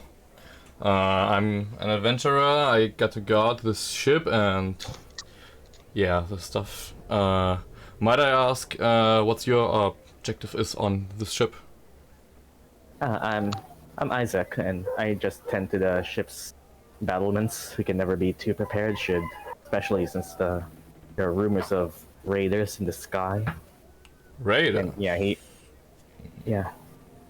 Apparently, there have been multiple ships that have been attacked by flying creatures. But Very worrying, since normally we take our airships so that we can be safe of attacks, but apparently they're flying ones now. I see, but I assume you already were in battle and got some fighting experience. And you take a look at him, and he's very lanky, rusty. You kind of feel like he's just someone who mans turrets rather than actual fighting himself. Strong enough to basically operate the machinery, but you kind of see that he does have a staff, but he isn't a fighter. Okay. Well then, I hope we will get along well on our journey. And yeah, I hope I can count on you and your abilities. Yeah, same here. Glad to be aboard with a capable adventurer such as yourself. Very well. I might proceed and go somewhere else. Yeah, Ryuji, you basically do the same, and you see that the ship is carrying just some basic cargo supplies for like a couple of weeks worth of travel, and you see someone here just tending to the ropes, and you see her just a human woman with a metal arm, and Ah, why hello there. She just kind of acknowledges you and with a grunt and doesn't really say anything back.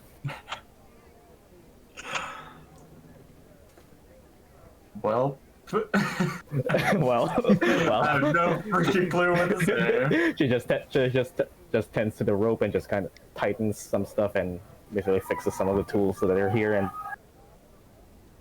she acknowledges you, but she doesn't talk back. Right. Well, well, shit. Conversation is not my forte. I just make alchemy, or I tend my potions. I just make potions. Yup. Huh. Is that it? I would like to say more, but I have no clue what I would like to say, basically. Also, fun fact, you are a Kalistar. You can just speak to her in her mind if you really want to. Fair enough. I'll do that, yeah.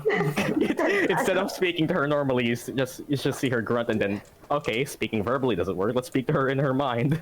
Exactly. You kind of get a feeling that she heard you, just chose to ignore you, Right. kind of pretending like she didn't hear you.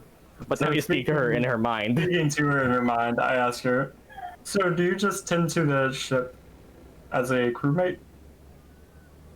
You know, you could just speak to me. I mean, you blew me off the first time. It's very. Grinning, mysterious. Maybe your presence is just that ignorable. Aww. Damn. Yeah. But yes, I do tend to the ship. Isabella, if you need to know. Ah, pleasure to meet you, Isabella. I'm Ryuji. I know.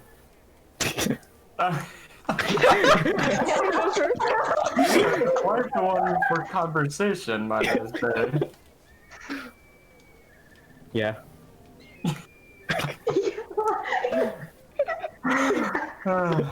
Well, I'll be on my way then.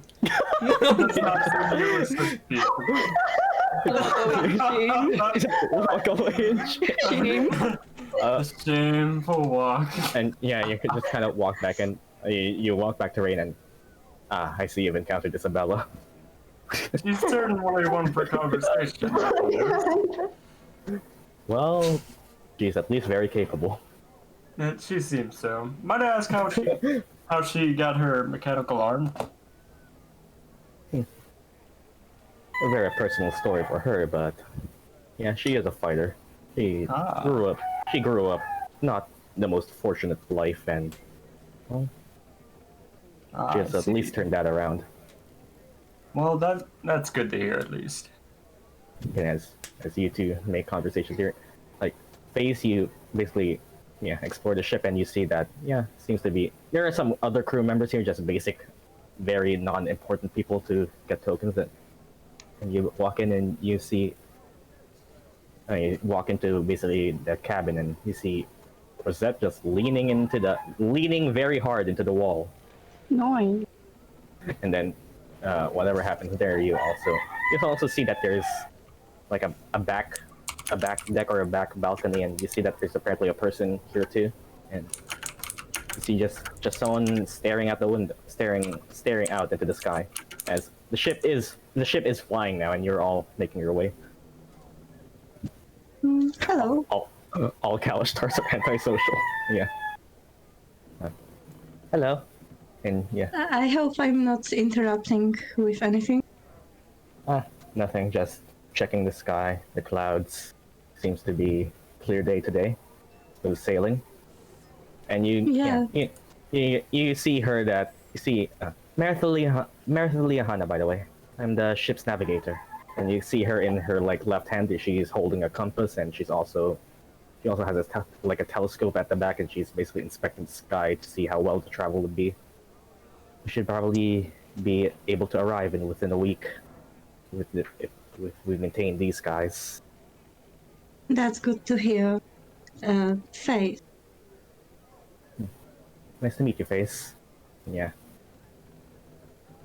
And yeah, you basically see her just taking a look around and inspecting the... You're one of the adventurers who were hired? Yes.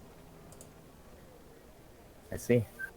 Well, glad that we're in the hands of capable people then.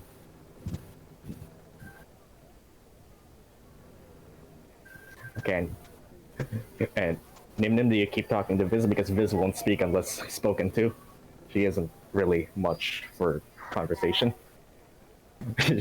Are you just sitting at the floor still?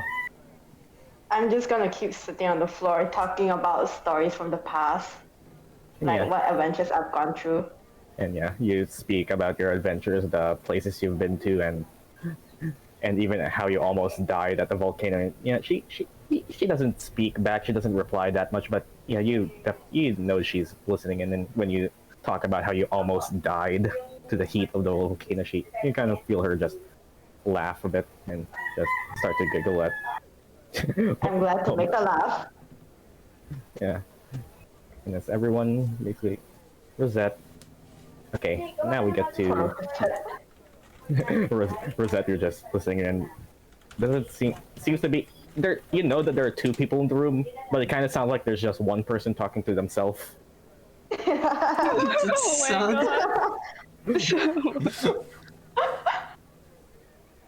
Oh my god.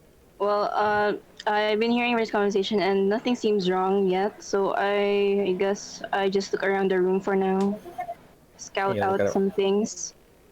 look around the room and okay, and from your job description, you were told that apparently, yeah, and what the sorcerer did tell you aligned with what Jack told you. Apparently, there are people who stole something from the city itself, something from inside the volcano, and you're supposed to investigate what that is and most likely assassinate the person who did it as a rival to whatever you guys did. You were told that apparently there's a rebel faction called the Dragonhearts, and I mean, you can kind of put together that maybe this person is part of them. Okay, and as the first day passes, nothing really happens. But then, yeah, and everyone basically just the day turns to evening. It's a normal day. Nothing seems to have happened yet. Ryuji has helped with the supplies of the ship and basically taken care of what the crew would need. Everyone else who's here to basically protect doesn't really have a job yet, so you all spend a day just resting until eventually on the next day. Nim Dim, do you stay with Viz as she sleeps in her bedroom? Nope, I'm just Nope. gonna sleep. Oh wow. Nope. Yeah, because this is her. Okay, so there are quarters at the bottom deck. There isn't a map for it, but you all What do sleep you mean there. coward? Basic Coward. respect. Shouldn't there be someone that guards Viz because the high priestess said she should also be guarded as well. Yeah, that's Rain. Yeah, this is also Rain's quarters. And yeah, and as all of you have rested and the next day passes, the crew assembles for a meeting. Do I fit in the room? Yeah, you fit. Okay. No, like if you jump, you can hit your head, but you fit. Okay. Tall. The crew basically assembles for a meeting, and yeah, Rain basically acknowledges everyone else who is okay. Put the crew members actually in front. So I know you've all accepted your job here, and with the skies as smooth as they are, we should be able to arrive in the next kingdom within a week. Doesn't seem to be any problems so far, but and as she says that, as she says that, there doesn't seem to be a problem so far. You kind of hear a disturbance. Everybody roll me a perception check. Oh. Perception, let me just go get that. Perception, wow, this perception. Okay.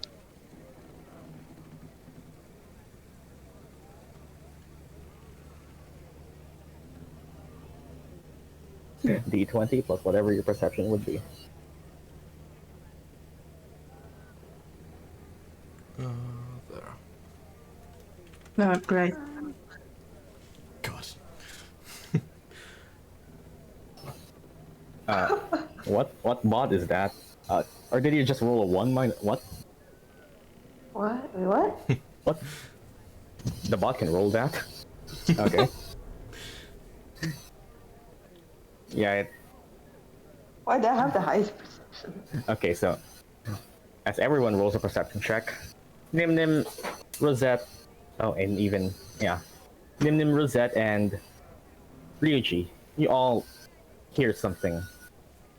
Multiple small wings flapping outside the ship, and then you hear some soft thuds outside at the deck. So, something just boarded. And then that something or someone wasn't here before. What do you all do? Should we investigate it? I think three of us know, right? So I think I mean, you can tell each other. one of us should check and the two guard. Okay, I have a plan. I think since the three of us know, I think two of us should stay and one should check outside. What do you think should check outside? I would check outside. Do you all Anyone just, who's strong? yeah. Do you all just exit, like walk out the door? I in would the open? already go with my shield in front you of me, already go with just to be shield. safe. No hiding needed. You just straight up walk out. Is that course. what you do? You just walk. You just walk out. We just walk off. Let's do it with style. No, we should tell the others first what's happening because Okay, I think they would be confused if we didn't know. If they didn't know. Okay. We As just you all walk off inform. quietly. I think you all- Nim should say because she has the highest perception, so she should tell the others. I mean, anyone can tell each other. Yeah, I thought that it. there's something outside. Do you think we should check? Outside. Yes, I think. Okay. Yeah, As you all I think the say others should stay. As you all say outside, you see Rain clutch at her sword, ready to. Okay, here's the thing. Roll me a medicine check. Whoever looks at Rain, if you care. Medicine, right? Yep.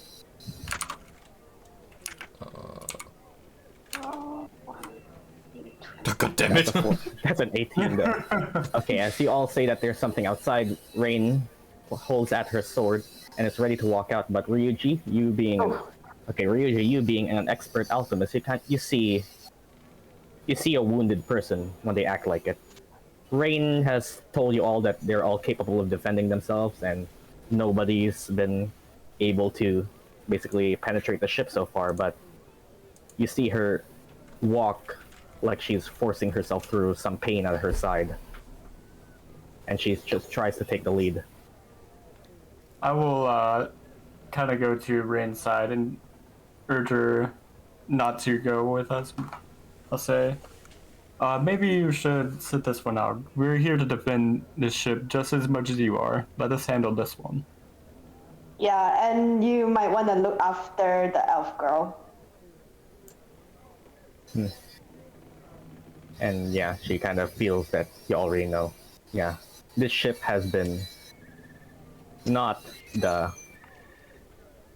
You kind of feel that you kind of now start to put together why you guys were hired. The rumors of the attacks, and also how previously they didn't have adventurers with them, but now they do, and you kind of get the feeling that she's been just doing all of this herself with her crew. Normally, airships don't even get attacked at all. And so you kind of feel that the ship has faced battle before. And yeah, you told her to sit this one out and kind of reluctantly Don't worry, agrees. we can handle it. Okay, we can who goes handle it. outside?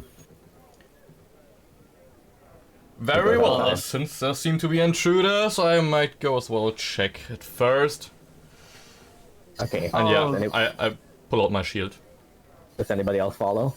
Already my I light follow. crossbow and follow Mineo. I shall be right behind you. Okay. Everybody walks out, and oh, you all just straight up walk out, no hiding even needed. No, wait. Okay. I mean, Maneo Since decided he was. Since I'm a rogue, I think I'll just like hide a bit and Okay, hide and roll me see a- what's actually yeah. happening, like stealthy. Yeah, roll me a stealth check then.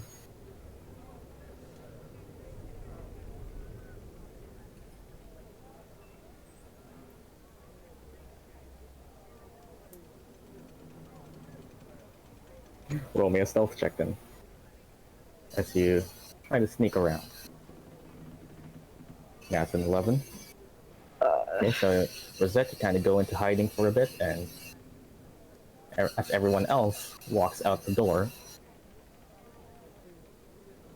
Maneo, you hear multiple footsteps that sound large, and then you basically this kind of an engine and kind of blocks your view, but then when you look out and you see, well, seems they got defenders this time, and you see, yeah.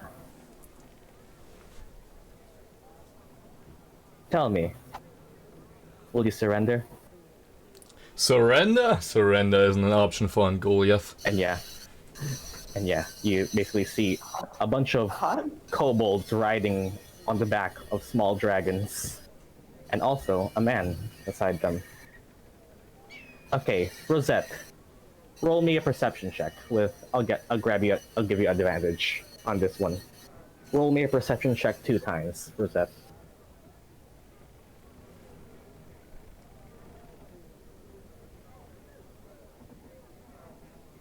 Hot. Hi, come on. Hot?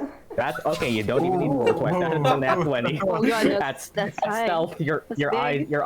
your eyes are sharp. You magically manifest glasses on your face, and you see the emblem on this guy's chest from all the way up there. You see an emblem of a circular emblem with a black dragon in the center of it. These are probably the dragon hearts. That's with the top. And as everyone, I assume, do you try to talk your way out of this, or because they're all just this guy basically hops off his, and these ones just start to walk. The crew is still in here, willing to defend the escort and the.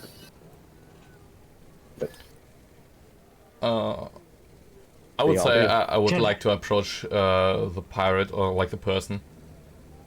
So you approach and. Can I already all reach walk. him or attack him? Okay.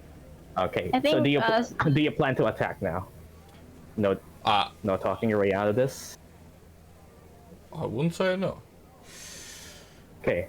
So Maneo would just walk into Russia to defend. Nobody else tries anything before we start this. Maybe we Can should we talk not to them fight? first. I think Yeah, maybe we should talk I to Tech for information. Yeah, like, why are they attacking to begin with? Like, I would like to know. Don't rush into battle. Then ask them. Kind sir, why are you even attacking to begin with? Give us the girl, and we won't have any problem. Oh, hell no. Well, and then you see him just crack his whip. Then we have a problem. I was just about to lie. What girl? Well, you gotta make it They're hard. talking out Then this it's good the one hard now. way. Okay. Well, And as fine. Rosette says, let's do this the hard way. Everybody, roll initiative. And as the first battle starts off. Okay, let's come on. Where's that? Okay, here it is. D20 plus your initiative. As we go. Oh, wait, where's my initiative? Jafar Kazim brandishes his Yeah, whip, I'm trying to. Am I blind? and you brandish yours. Where is the initiative? I'm blind, I Okay, think. D20 plus your initiative, which is at the top right. Top right. Oh, top right, okay. top right. Entire Okay, top I'm bar, right? Ah. I'm Oh still my blind. goodness, Mocha. Oh, okay. Okay. Oh, God damn it! wow. Everybody goes first. Okay, I'll be... Everyone. Okay. Okay. No, not Okay. everyone. I'll also, wait a minute. I'm gonna just open who these guys... What these guys get.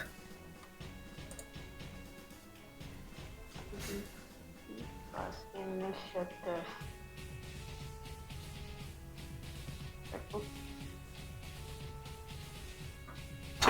Oh, wow.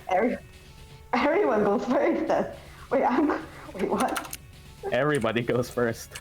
Okay, let's see here. Oh god. Oh, wow, he goes last. Okay, then. Let's beat him up before he can do anything then. Okay, so, okay, let's see here. Oh wow. FaZe, you got a 21. Let's set you into initiative. But LT got 22. Yep, you got Yeah, I 21. got Okay. 22. Yeah, Let's How did I set you get- to... I mean, Nim. You got 21. Okay. Hey, what am I supposed to do? Johnny got another 21. Okay, so let's set you two.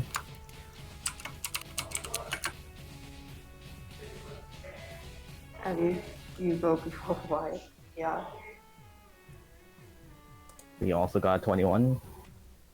Mark, you got a 4. Yeah. Slow boy. He big. You. Big boy. He Ryuji big and got- He strong. slow. Ryuji got So he 20. need to be slow. Ryuji got a 20. Althea got a 22. Althea actually goes first. Why am I going first? Ooh, fish. Go fish, Bard. Go fish. Can I just start dancing? I'm gonna start dancing in front of him. And they got a 19. Wait, did Ryuji got a 20, right? So they actually go... They actually go after you. And this guy... goes last. Okay. This is combat.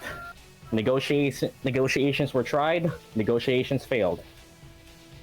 This is now where sword and steel where spell and sword exchanges. Nim, you are first. They said hand over the girl, you refused, and now we got a problem. Amen. Of course we wouldn't hand over the girl. Okay. So this is, well, combat. In combat, you have multiple things you can do. You can cast a spell, you can hit. Most things run on actions, bonus actions, and movement, depending on what you use. For those of you who are spellcasters, spell slots, keep track of them. But you- Slots. Okay. Yep. But you, go first. Nim, what do you do?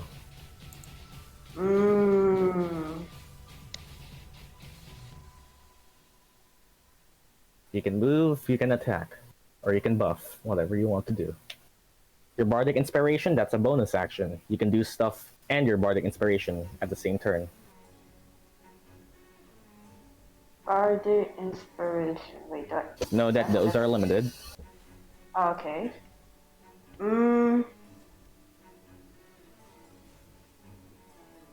I think I'll do a basic attack first, using my dagger. First you have to walk up to him, and you can't Alright, actually I'll reach walk him. up. You can't actually reach Oh, him in man. one turn. Actually, wait, is your walking speed 30 or 35? I think it's, yep, it's just 30. You can't actually Yeah, reach it's just him. 30. But you can throw a dagger. I can try throwing the dagger, why not? Yeah. Okay, so do you throw the dagger?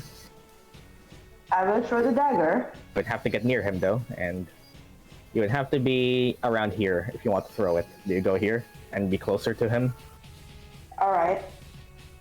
Okay, so you go here and throw the dagger. Your dagger is, let's see here, d20 plus 5. As Nim walks, as this fish decides murder is an option and throws a knife. d20 plus 5. Okay. Oh, 20 plus 5. That's an 18, that definitely hits.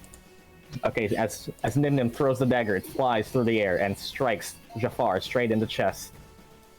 Okay, 1d4 plus... Okay, 1d4 plus 3. Okay. So 1, 3. Wait, which one is it again? 1D? 1D20, 1d4. 1d4. 1d4 plus what? 3. Plus 3. Alright. That is 5 damage as a wow. Okay, as a dagger, Nimnim just pulls out a dagger, decides, all right, bitch, time for murder, and it hits him straight in the chest as he takes 5 damage and is already looking pretty hurt. Ow, he did not like that. Okay, well that was your action. You have your bonus action if you want to inspire someone. Keep in mind you only have 3 of those every day. I'll probably save it up for a battle. You move 20 feet. Here you have 10 feet of movement left if you want to walk 10 feet back. I want to walk back just in case. Okay, so you move 10 feet back and sit next to the giant big man. Rosette. Yeah, after you say, yeah. Rosette, you're up next. Is there any way I can sneak behind any of them? Yeah, you can sneak around. Well, you would have to hide behind. Okay, you can try to do something like, okay, let's say you hide behind here and you hide here and ready your attack for the next turn. You can do that. So that when they walk up to you, you can attack. Do you want to like, okay, first do you want to walk up here, hide, and then wait for them to pop out of this? Because this is in the middle. They can't see you past here, so you are hidden. Do you want to do that? Yeah, I think I would. Yeah. I would like to do that. Okay, so Rosette walks up to here and, as a rogue, hides behind the engine and readies her. Okay, what attack do you ready? Do you ready like? Because you can delay your attack to basically get the sneak attack. Do you do your rapier or do you throw a dagger? I think I would throw my dagger. Okay. So you use your bonus action to hide here, and you move it, and you ready yourself so that when something walks either above you or below you, you throw a dagger, and get a benefit of sneak attack. And you will wait for when they come to you. Phase. How close can I get to the closest person to me? You have 40 foot of movement because you are a monk. So you can just walk straight up to this one. Great. So no, fast. maybe not. I'll stay with 20. Okay, 20. 35. 25. Here. And I'll use my dot. Okay, so you walk up here and so you walk up here and you use your dart. Okay, roll. Yes. Your dart is, let's see here. Yep, that's a d20 plus 3. Do you aim for the rider or do you aim for the dragon? For the rider. For the rider? Wow. That's a nat 1. Okay, so that's a nat 1. That's a critical fail. So as FaZe tries to walk up to here and throw a dagger, you kind of bump yourself on the crate, and you kind of trip and fall on the crate as your dagger flies off your hand, and you just drop down on the ground. You stand back up again. It was a dart, not a dagger. Or your dart, it kind of falls off your hand and you pick it back up again. Well, that was something.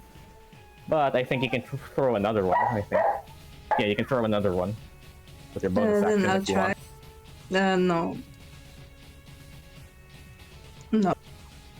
Okay. I'll just stay there. Okay, you just stay there. Do you end your turn? Yep. Okay, Ryuji, you're up. Let's see. I will move to. You have 25 feet of move. You have 30 feet of movement, and yeah, each square is 5 feet. I will kind of move to the side of our tank there.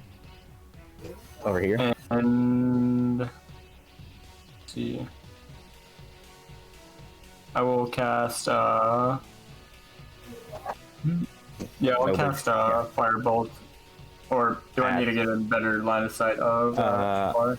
Yeah, I'd say this block, so you'd have to get in front of him. Okay. Yeah, I'll So do you that get in then. front and you go Firebolt. Yeah. As Ryuji pulls out a random vial, which starts to light up in fire, and he uncorks the bottle and points it straight at this guy, and he sees the potion start to erupt in fire, and you shoot a Firebolt. That would be a D20 plus what's your Firebolt? It just spellcasting mod. That's D20 plus 5.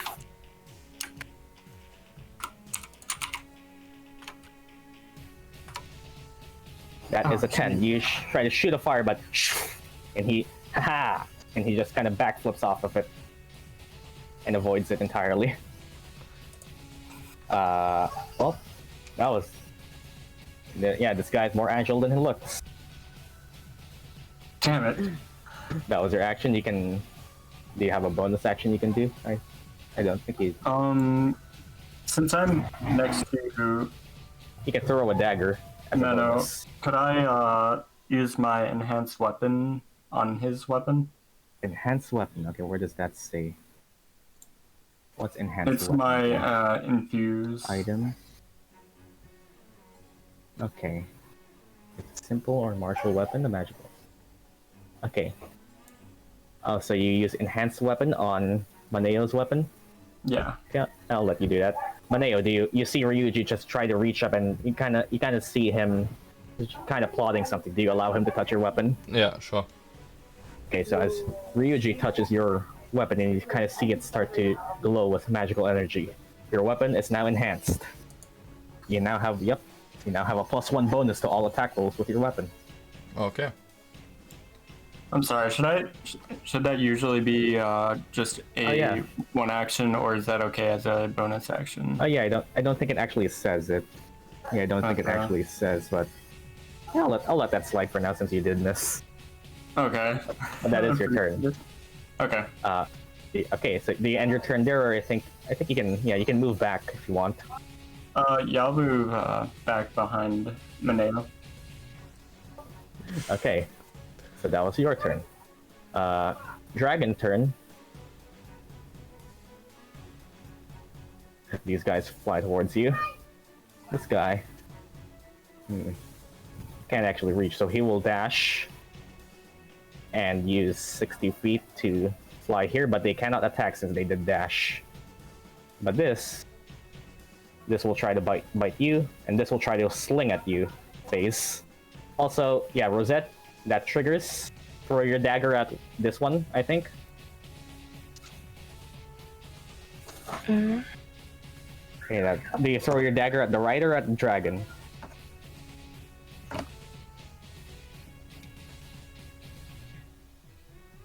Who do you aim The for? rider. The So you aim rider. right. Okay, so you do your dagger, which is a D20 plus 5. As Rosette waited for it, and she sees the opportunity. D20 plus 5. That is a 15, so you aim for the rider, right? Yeah. Okay, so that will be, since you were hidden, so you actually trigger sneak attack, which is your bonus damage as a rogue. So now you roll damage, which is 1d4 plus 3 plus 2d6. You are going to do a lot. 1d4 plus 3 plus 2d6. Wait, what's it again? 1d4 plus 3 plus 2d6 from sneak attack.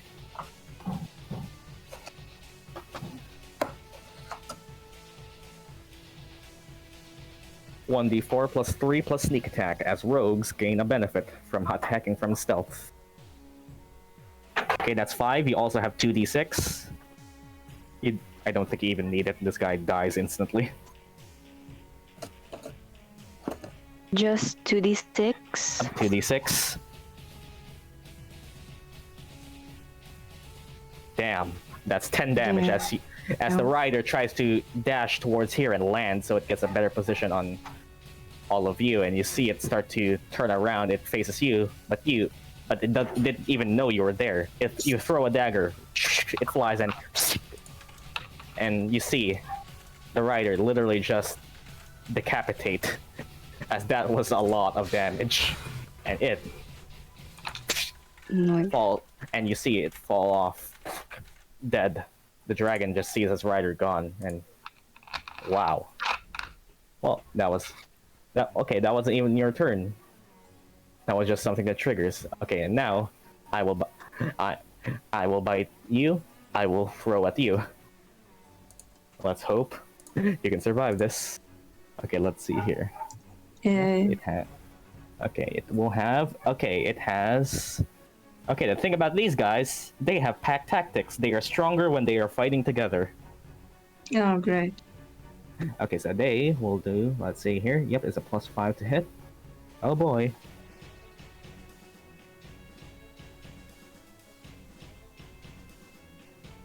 A 23 definitely hits you, and it will try to bite. It will try to bite at you.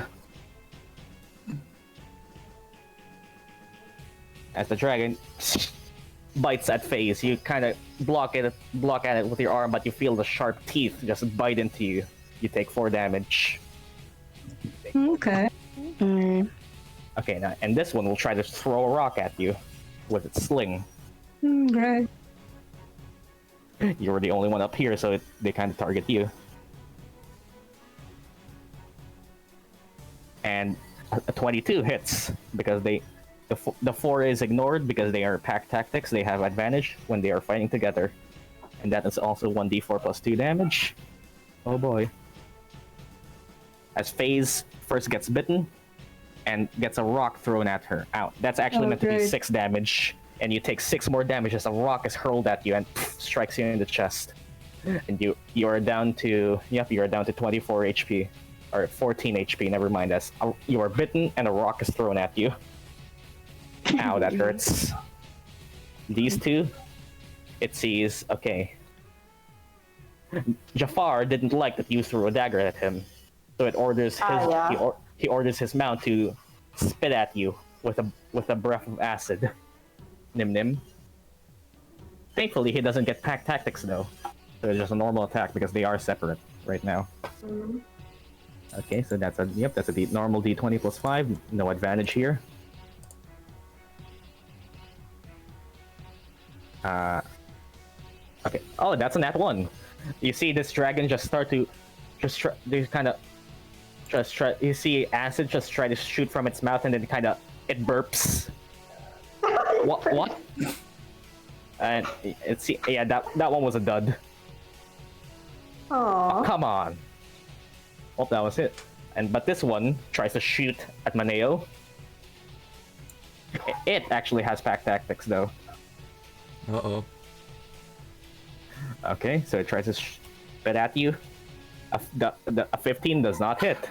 So it tries to spit at you, but you were prepared. You had your shield up, and as this thing spits a bolt of acid towards you, it just bounces off your shield harmlessly. Nice. Okay, this one does. Okay, this one flies up here. These ones fly down here. And this one will try to throw a rock at Nim Nim just with a sling. Hey, you guys were at the front. True. That is Fair. a +4.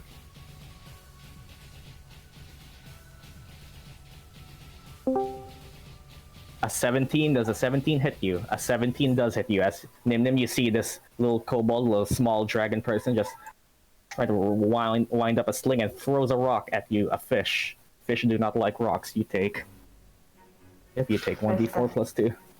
Fish do not like rocks, and it knows that. You take 4 damage. Ow! As a rock is just hurled at you. Ow. That was their turn, though. Maneo, you're up. Okay, actually, first question, can I use my Lay on Hands and do an attack? Lay on hands is your action. So Yeah, I you can. cannot attack if you do lay on hands. Okay, well then, since I got powered up, I'm gonna go straight for Jafar. You have enough movement as you just walk up to him, just power JoJo walk and walk straight towards him. Yeah. Oh, you're approaching me? And then I'm gonna smash him right in the face with my warhammer. Okay, so are you doing it two-handed or one-handed? Two-handed. Okay, two-handed, so you drop your shield. You Yeah. have to drop your shield first, so you drop your shield and your AC goes down to 16, but now you have a warhammer, and since it was infused, that's a D20 plus 5.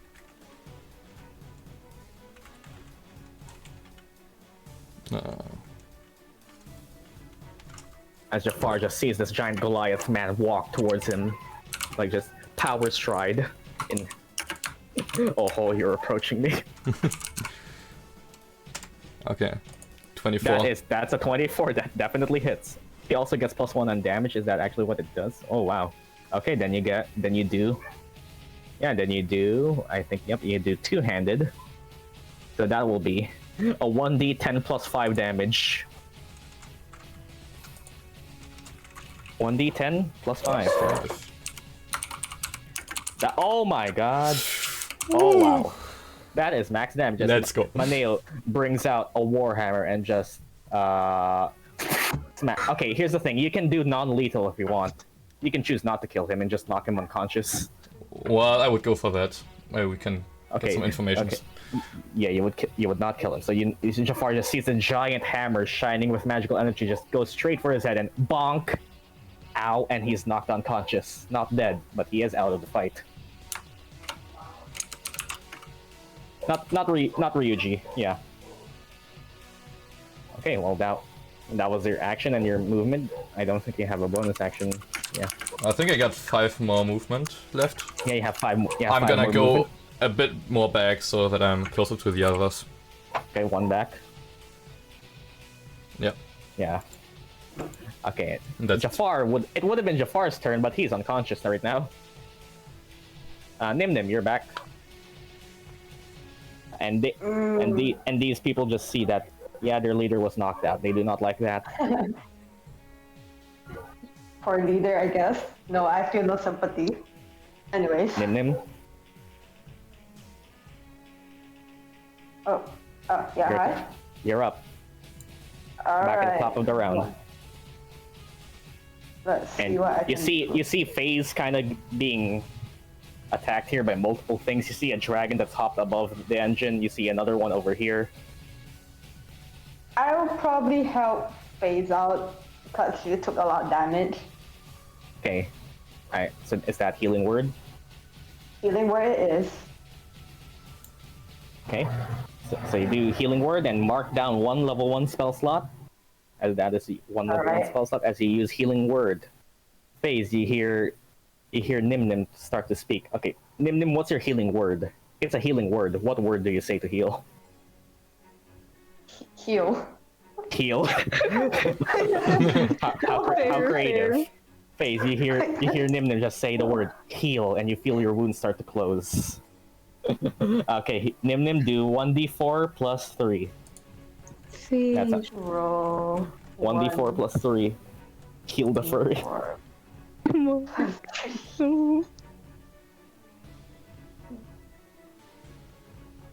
That's max healing. And FaZe, you feel your wounds start to close, and Nim puts you back to 21. Okay, that was your bonus 21? action. Yeah, or do you have less than 21? Okay. All right. Yeah, you have 21. That was max healing. Okay, you still have your action and your movement. That was just a bonus action. How am I going to kill the thing above? Or is someone able to do that? Yeah, you can reach. Okay, how many daggers do you have though? Because if you want to use your dagger again, you have to pick back up the one you threw. Yeah, fair. Yeah, you only have 1 dagger. You have to pick the dagger back up again if you want to use it. Let me just grab the dagger from the not so dead body. Okay, so you walk back here and grab the dagger and kind of just yoink it from his chest. While Maneo was deciding, okay, let's not kill him. You just straight up threw a knife at the guy. Maneo didn't want to kill him, well, you just wanted murder, and you pick the dagger back up. You have it. Do you want to throw it at this guy? Yes, please. Okay. then that's a d20 plus 5, I think. Yep, that's a d20 plus 5 as you try to trick shot the dagger above Maneo and into the dragon. D20 plus 5. Healing Word is just a bonus action. D20 plus 5. Let's go. Don't. Yeah, yeah, she tries to that. No capital. Oh, sorry. Oh, D20 plus 5. That is an 11, which... Nope. You try to trick shot the dagger above Maneo, and Maneo kind of ducks so that the dagger doesn't hit, but you try to throw the dagger, it bounces off the engine and just boink, and it kind of stabs at the guy again. It falls on his chest again. It just falls back in the hole you made it, and ow! you pick the dagger back up from his body, you try to throw it above Maneo, it bounces off the engine, and then it just falls back on the guy you originally stabbed. Oh my god. Yes. Win? Question mark? Oh. Well, that was everything you can do in a turn. You missed. Oh well. It just bounced off the engine and fell back on the guy you originally stabbed. Rosette, you're next. Yeah, you kind of heard a ting from the engine, and you feel someone grunt from a pain. People are probably attacking you. They're probably doing fine. So what do you want to do? Fine. They'll be I think fine. maybe I should help Phase. If you walk up next to Phase, that. The rider or the dragon? Which one? You can also. Yeah. I'll attack the dragon this time. Yeah, there's also one at the bottom. Okay, the one to the left. So you walk up and. Okay, so you actually trigger sneak attack from this. Okay, so what do you use? Your rapier, I assume? Yeah, rapier. Okay, so if you want to use your rapier, that will be... Or short sword or rapier. I mean, rapier is more preferable. D20 plus 5. Let's see if you hit. As Phase, you see Rosette sneak from behind the shadows and flank with you, and she tries to stab.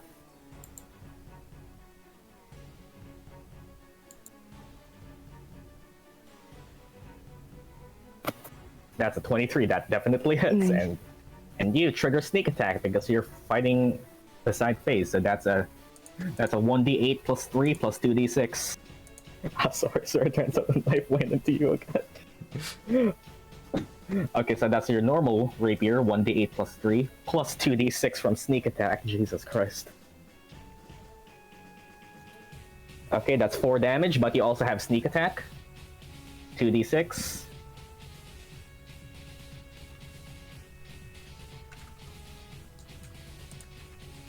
Oh my god, that is 11 damage because you are a rogue who fights sneakily. As you see Phase, you just see a shadow pop from behind you. You don't even recognize it until she throws a sword. You almost thought it was aimed at you, but no. It aims at the dragon, and you see this thing's eyes start to bleed out as this thing is slayed immediately. Well, that was your action. You still have a bonus action if you want to throw a dagger at another thing. And yeah, the rider falls off and... Yeah, if you want to throw... I think I would like to maybe throw a dagger at the right there. Okay, so you throw a dagger at this one. That will be a d20 plus 5 with your bonus action. Yeah, the fellow rogue player high is watching. What was the d20 plus 5. Carry us. Rogues do great amount of damage. Problem is they're squishy. That is 12, which you try to throw your dagger and then it kind of bounces off the armor on its head. Well, there was an attempt. You can still move. Yeah, you only moved like 5 feet. You can still move 25 more if you want to go somewhere else. That was all. If you want to move, you can move like 25 more feet. Yeah. Can I like move towards the one where the one where it was like flying? the one that was flying. This one, yep. Yeah. You move closer to it. You can go up to there. Do you end your turn there? Yeah, I think I'll end it, end it there. Okay, phase, you're up. You just saw Rosette pop out from behind you and immediately end, and then just immediately go back away without even saying anything. Okay, then I'll go for the rider. Cause you walk up to it. Oh no. Yeah, Oops. and do this a thing's claw dead. strike. Okay, unarmed strike. You bring out your. Do you use your claws or your fist? Claws. Okay, so you try to claw at this with your natural born cat weapons. That will be, let's see here. You are. Yep, that will be d20 plus 5. That is a 7. That definitely hits as this thing sees its light flashing before its eyes. 1d4 plus 4.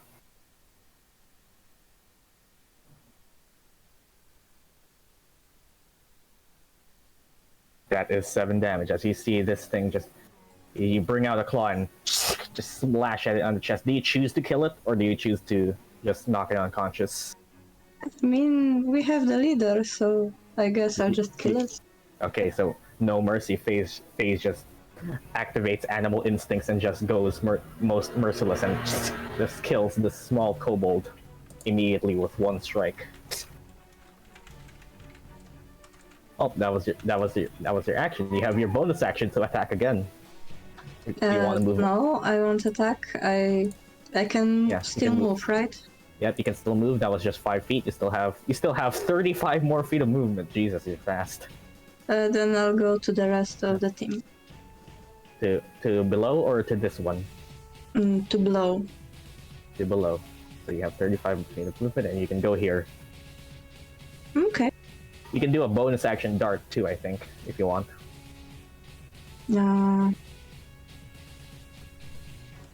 Do you want a bonus action dart? Yeah, I might try.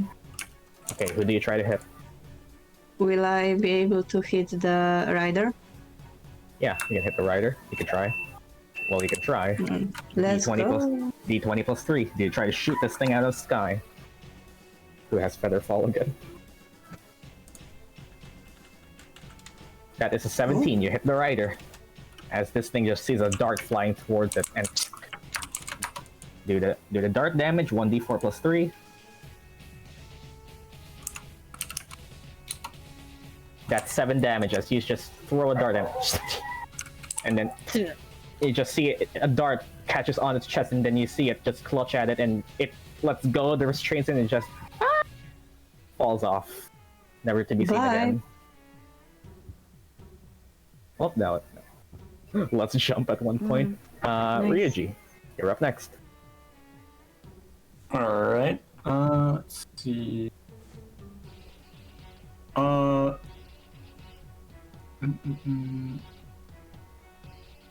Let's try using Firebolt again, though I'll attack the upper dragon, one that's this coming one? to the north of me there. Yep. Okay, you pull out another concoction of the same thing you used to cast Firebolt, and that's a d20 plus, what's your Firebolt damage, or attack bonus? That's d20 plus 5. My goodness! My God! you try to open the potion, but it kind of... Okay, maybe the lid on the potion you used to cast is just a bit too tight, and you try to open it, but you can't even open it to use it, and it... Maybe you should get looser corks, man. Well, that was your potion bottles sometimes. Damn, these potion bottles. Sometimes it's a bit too high quality. Well, I'm sorry, man. That's just your luck. Give me a second with this. Didn't blow up. I'll get this here in a minute. I promise. I'll get this in a minute. I mean, you can still move and you have your bonus action if you have anything that costs a bonus action. I do not have anything. Or I guess I can throw my dagger. I mean, you can throw your dagger if you want. Yeah, I'll throw my dagger. Okay, d20 plus 3. A bit too tight on those potion bottles. Right. Oh, Try to throw your dagger at the dragon. That hits though. Okay, so you throw a dagger and it was a bonus action attack though, so just a standard D4 of damage. You don't get added damage as it wasn't your main action. So just standard D4, but that is max damage still. Not bad. And you try. Okay, maybe potions don't work, so just go with the old murder stick and you throw the dagger, and this thing, you strike it straight at the neck as it goes down. It's hurt, but it's not down yet. Speaking of which, I do not like you. Oh boy. Well. Oh no. It was nice knowing you.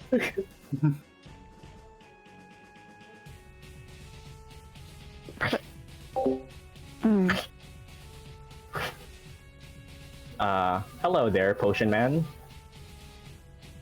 Well, 2 attacks coming for you. I think I pissed them off. Yeah. Okay, so what they do, let's see here. Oh boy, that's a +5 to hit, and they have advantage. Well, these are two attacks, but they are aimed at you. Okay, that's a 20 and a 24. You have squishy AC. both of those hit you. Okay, that's 2 dagger attacks, which means that's 2 bite attacks actually. That's 1d4. Oh boy. Whoops.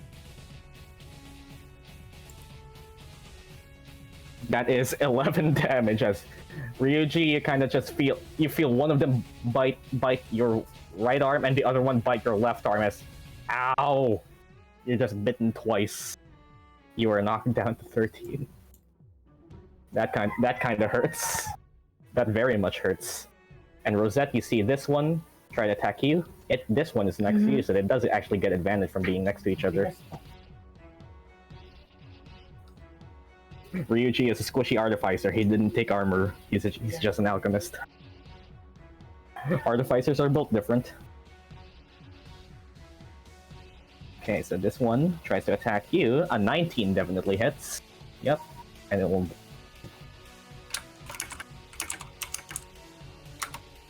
Yeah, Sid, we know you built. Yeah, you built an Iron Man artificer. And that is K is Sid's character. He's also an artificer, but he's a different subclass from Ryuji, and yeah, literally built different. And Rosette, you just feel this thing just try to bite at you. You take 6 damage. That kind of hurts. Well,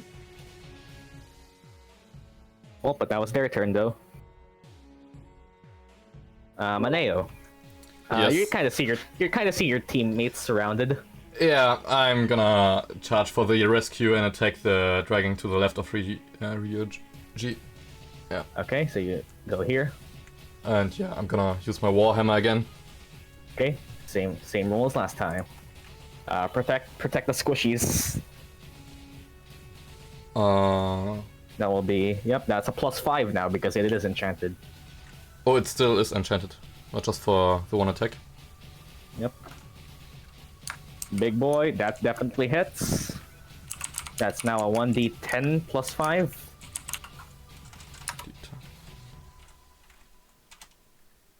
Yeah, it's enchanted for a whole day. Yep, that is 12 damage, and you just smack this thing. Do you kill it, or do you just knock it out? This thing I kill. Okay, you kill the dragon, so you just swing a giant warhammer and bang! It's instantly squished. You hear bones break and a wing snaps. The saddle kind of also tears apart, and that was a kill. Big tank, big damage. Well, that was your action. Well, I might as well move a bit further. Yeah, you can move up to this one, or you can move down to this one.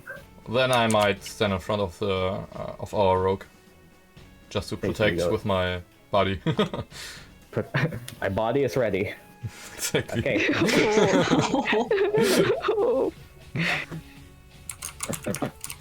Tanky. And this guy is still unconscious. Nim, you're up. You're right next to him. Your dagger kind of bounced off here and then fell right back to him. Do you pick it back up again? Yes. Yeah, you pick it back up again. And you unfortunately just stab the guy twice. Once intentionally, once unintentionally. Okay, what do you do? He kind of Can I throw the hurt. dagger again? Yep, you can throw the dagger again. This bard is out for blood. Who do you throw Can it I at? throw the one below? Okay, you throw the dagger at this one below. You can just walk up to it. You don't have to throw it, or do you just choose to throw it? It's the same either way. I like to throw it. It better Okay, not then. fall off though. I mean, that is true. If you do throw it, it might just fall off the ship, and you don't get it back. Alright, never mind. I'll use my rapier then. Okay, so you actually brandish a sword and you walk up to it. Okay, then stab it. That's a 1d20 plus whatever your rapier is, which is... Yep, that is a plus 5, 1d20 plus 5.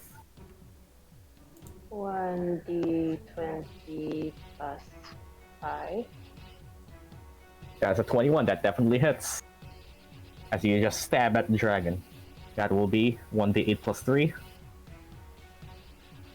Roll. Oh wait, wrong command. So Go fish. 1, 8, right? Plus 3. 1d8 plus 3, yep. Go fish, that's 11. Wow, everybody rolls max damage today. Okay, you may roll nat once, but when you do hit, you do max damage, and you just look. How do you want to do Do not this? spare it. How do you want? The thing. Do you want to describe your kill, or should I?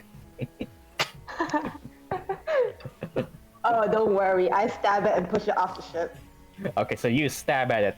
Nim, merciless, out for blood, just stabs this dragon. You see this dragon just start to lean back, and you can kind of see acid start to form in its mouth, and you see the opportunity.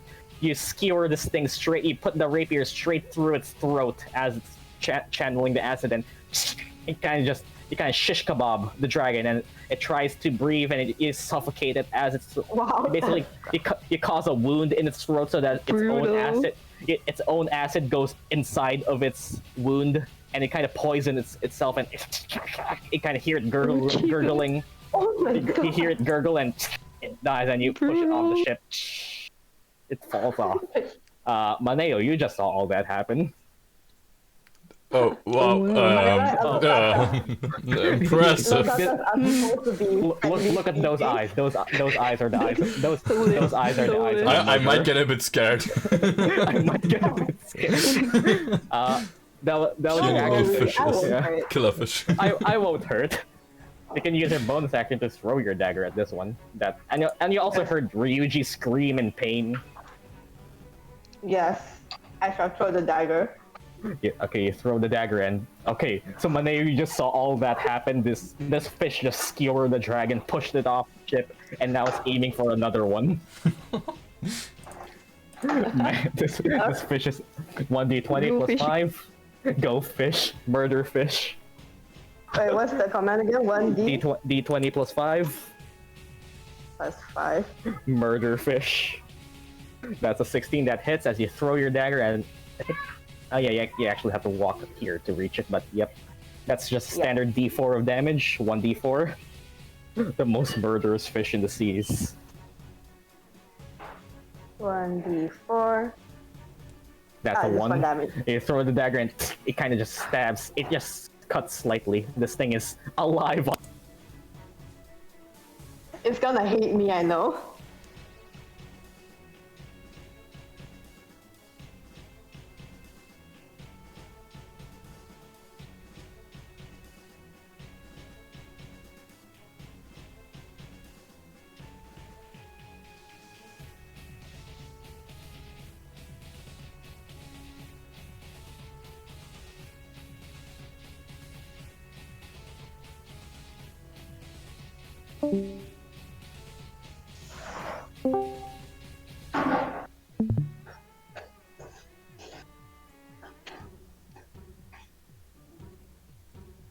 Hello? Oh, here we go. Yep, it's your turn, Rosette. Murder is fun. Rosette, you're next, and I think Johnny isn't. Can't. Yep, you're next. Okay. There's only one. This thing is pretty much dead. Yeah. I think Yep. I'll just attack the one. Yeah. I think I'll use a short sword this time. Okay, so you bring out your short sword, and you slash at it. You pretty much you only need one. This thing just needs one hit and it's gone. So yeah, that's a d20 plus what your short sword is, plus 5. You only need to hit. You don't even need damage because this thing is on 1 HP. d20 plus 5. All you need to do is hit it. Don't miss.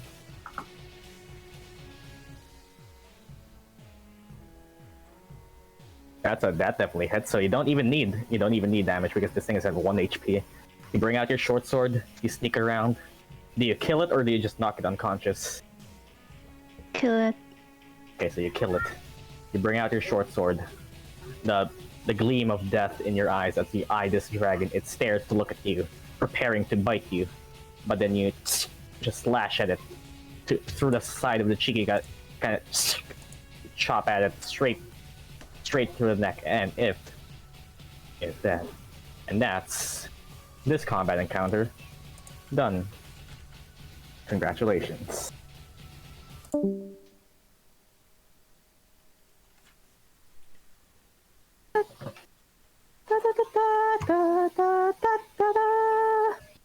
Let's also, go. this guy's still alive. Yeah, but he's still unconscious, right? Yep, he's unconscious, but he is still alive. Can we like interrogate him tie once him you up. wake up? Do you Okay. want me Probably to use should the read- body Lead. We skill? tie him Yeah. up. Okay, so you tie him up first. Tie Yeah, him to make up. sure he doesn't go away. What do you do with the dragon bodies? Also the kobold Throw them off bodies. the ship. You just throw them up. And I as- did throw one off, you might as well. And yes, as everyone, as Rain sees that the bells have calmed down a bit, and you seem to have captured one, and he basically tells everyone, and it seems everybody is safe, and Isabella just grabs some rope and basically lets you guys basically tie him to the mast of the ship, and yeah, they do. Yeah, he'll wake up eventually. We didn't die to rats. You really think that's the ending, Sid? Not yet. Oh. Okay, so you guys tie him up, and what do you throw all the bodies off the ship, and Maneo just goes up here and yeet. Phase just goes. Strong boy. Phase just tries to lift the dragon. Maneo just goes here and picks it up and yeet. Goodbye. Oh wow. This one too, you kind of wind it up and go do a baseball throw. Home run. Okay, damn, now you're just showing off. Just show, hey, he's a buff boy. Okay, and that's all the bodies just gotten rid of. Let's hope that you can't hear them, but somewhere down below you just hear a random peasant just scream as a dragon falls from the sky. You kind of get the feeling some sheep may be terrified right now, and maybe a child now has PTSD. But that's not so something you long know. dead bodies. Casualties. just dead bodies falling from the sky. Some kid is gonna get traumatized. Some kids gonna get Adventurers trauma. are violent. But Adventurers are violent people. and this guy is tied up, and everybody seems to be. Okay, what do you all do? Okay, can I approach the captain of the ship? Okay, and you see Rain just prepared to kill this man, but she kind of understands that maybe you want some questions out of him. He is unconscious though. Do you shake him awake right now? No, not now. First off, I want to talk with the captain. And I'll question her. Actually, this guy was after our guest within the safe room with. I was wondering if you maybe, as the captain, know a bit more about this mission, because I'm a bit curious about what I should protect here the most. And Rain will answer back. I was told that the person we were escorting was of high importance. I wasn't told who they were, and I trust the sorcerer enough to not question his intentions.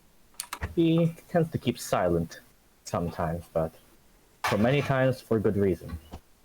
I do not know who this Viz is, just that she is important, and from what I could tell, she is the most important one out of all the cargo. Very well, I The see. supplies are, yeah, the supplies are there also for escorting, but it seems she's the priority here. And do you might know Yeah. who these sky pirates are, or have you seen them, Yeah. encountered Okay. them already? Yep, and okay, yeah, okay, yes, they have attacked us before by surprise, and you kind of see her blue watery hand clutch at like her right hip. Kind of, she was. Yeah, we had to defend ourselves on the spot. We have always been prepared for airship battles, but it was a sneak attack, and they caught us off guard. We never expected dragons. Well, informations about the enemy could indeed help us more. Why didn't you tell us any sooner? She doesn't speak anything, but you kind of feel her, kind of get the sense that it's a bit of like a wounded pride situation. Okay. She kind of has a reputation and would prefer not to admit that they were caught by surprise, and kind of get that feeling. I see. Does anybody else do anything? Didn't when I had I raised my hand and walk up close to Captain and say that I've noticed their emblem. It's the emblem of the dragon heart. So it would seem.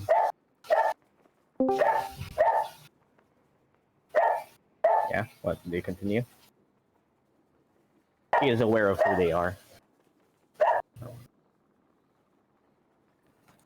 We can just stop this.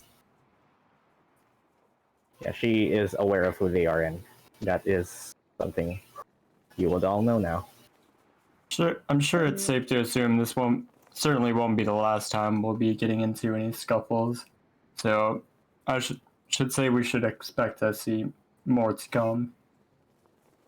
I would agree. And seeing as you have all done well to defend us for today, I think we all deserve a little rest.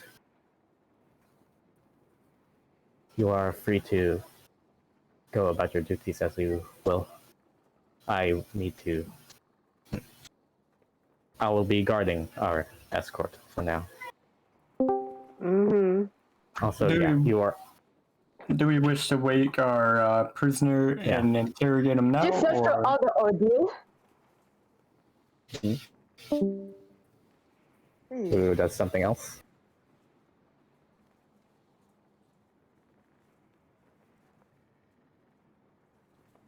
Yeah, I kind of knocked out bad. We're just gonna have to wait for him then. Yep. Okay. Also, yeah, a lot of you are partly hurt. Yep, I will certainly take my leave then and get some rest and mend my wounds. Yep. That kind of hurt a we lot. should. Yeah. Also, when I get to my quarters, could I use my experimental elixir? You make one? Yeah, the ones that make one. Okay, so as another day passes, and do you let the day pass, or do you do something else, because Ryuji seems to be done with the day? Nim, Rosette, FaZe, do you all do anything? I probably just chill around, look at like the scenery, not wanting to really bother the elf girl. Yeah. Yeah. I'll probably go around the ship and stay cautious. Fuck. Stay cautious. Yeah, Yeah. I'll do what they do, just guard and just stay cautious. And okay, do you stay with the prisoner or Rosette? Yeah, I'll stay with him, I guess. Yeah. Okay, now that you two are alone, never thought I would get to work with you of all people.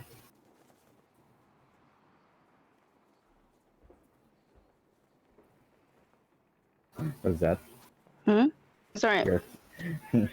yeah, I never. She says, I never thought I would get to work with you of all people. It's the same. It's a mutual feeling. I'm just here for work. Well, seems I would assume that Torin isn't daft enough to not know who you are. His reasons are his, but for some reason he allowed you to take part.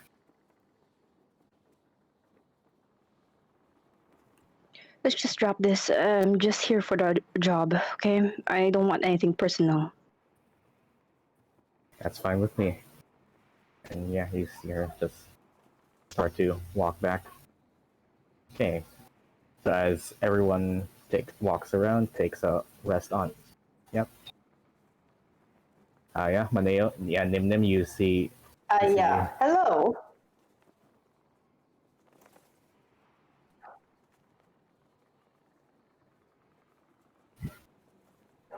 Good job, Murderfish. Thank you. Thank you.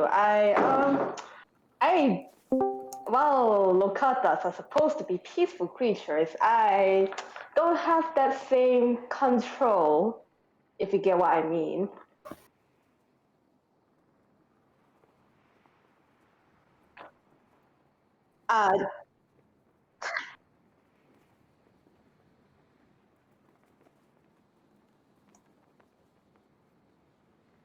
Thank you. You did amazing too. Also, yeah, Nim, as he said, for a fish pretty dry, you kind of start to feel yourself start to dry up right now. It's been a few hours. Man, not again. Oh man, not again. It's been around like 3.5 hours since you last took a bath with Luigi, and you kind of feel yourself start to. Everyone notices, right? Everyone notices that the fish is kind of dying. I mean, everyone who's aboard Ryuji said he's already in his quarters, so Ryuji's already down. Cough. I'm gonna die. I'm gonna die. Who has water? Who has water? Ryuji's already down. Ryuji's already down below deck, getting rest. I might carry the fish. Yeah, Nim's kind of. Come find me. Ryuji, get them. Oh god. Is she alright? Who has water? God damn it.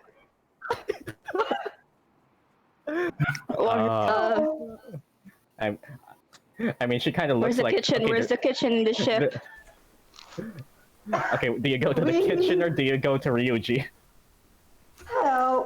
Is there a bathtub? Is there a bathtub in the ship? I mean, maybe the kitchen, because we don't know where Ryuji is exactly. Is there a bathtub in the ship? I mean, Ryuji went down below deck. Yeah, there would be. Yeah. So you just dunk Nim in the bathtub. Yeah. Head on. Only Maneo or Maneo and Rosette? Oh wait.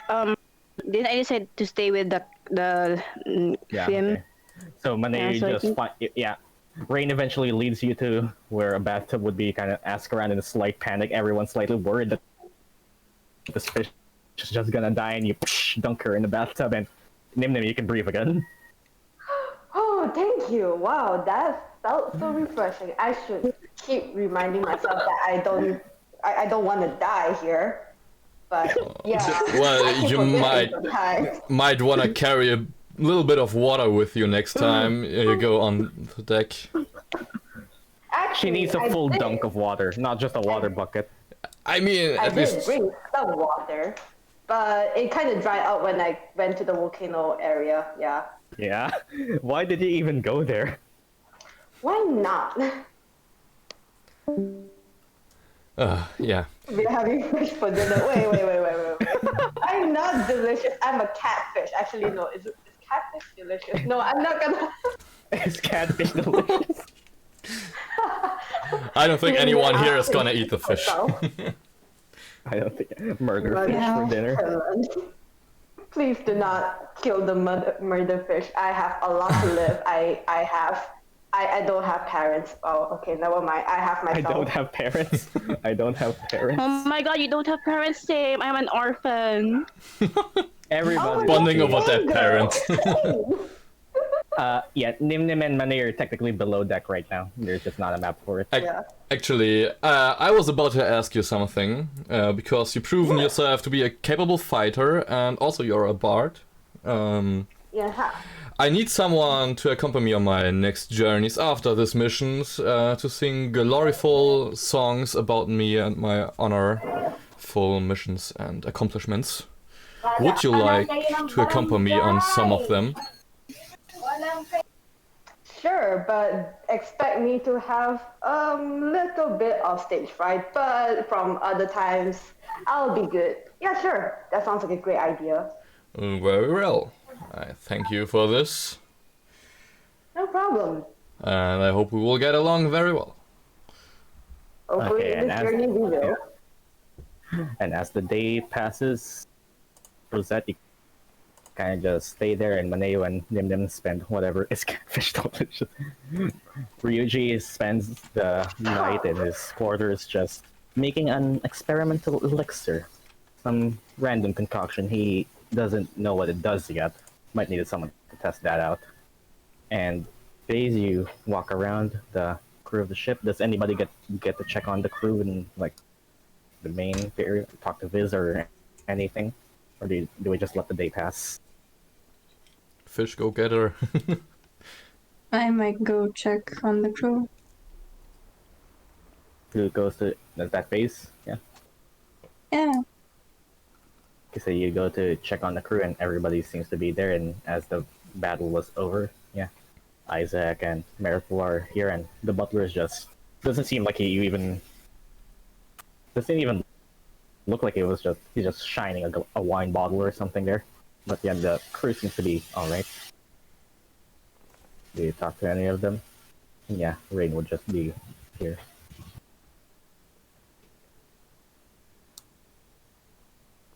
Okay, let's. What do we all do? As it passes to be around, yeah, evening, Rosette, the just thoughtlessly stay there because once it gets to about evening, Jafar kind of shakes awake a bit and Mhm.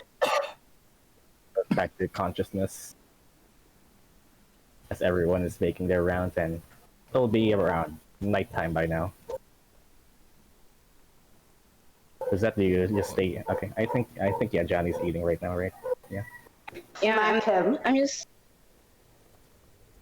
So Yeah, I'll just guard him for now. Rosette just pulls out a seat and puts out a plate and just eats dinner right next to their captive. How do you know I was eating right now? Yeah, I know. That's called yeah, improvising. And just He's the kinda- dungeon master. He knows everything.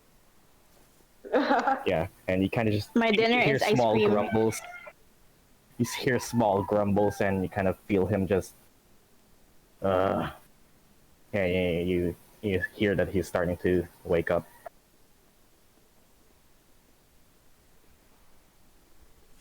What do you do? It's evening, and also Nim Nim. It says that you have to be in water every 4 hours. How do you sleep if you need water every 4 hours? I sleep in water. I sleep in water, so Maneo, you kind of just see Nim Nim just hop in the bath and sleep there. As it is nighttime by now, and Well, I might go outside and be on the deck in case Is there are that any anyone more wanna talk to intruders. as everyone goes to the deck, yeah, Manabi would eventually notice that Rosette is still guarding Jafar, and Jafar seems to be shaking awake by now. Oh, okay. Well then, I might go inside and tell at least the captain that our Jafar is about to wake up, or able to be waking up. Yeah, and Ring follows all of you, and some of the crewmates just start to go to sleep by now, but the captain stays awake a bit longer, and hey, as everyone arrives here. Well, I would, yeah, shake him awake. And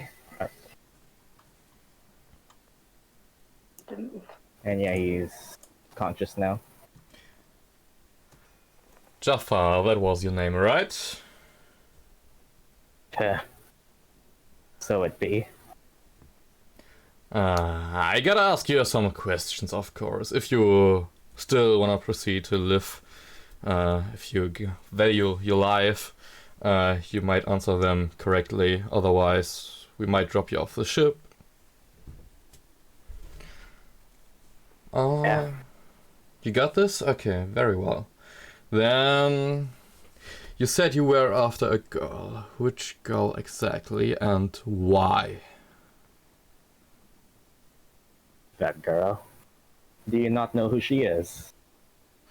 Let's just say I don't wanna question it. I just wanna get your answer. Well, our leader doesn't exactly like the Alliance. So you're just a simple troublemaker, I assume? Beats me. I just work for her. Her? Yeah, he mentions. Yeah, her. Interesting. Who might this be?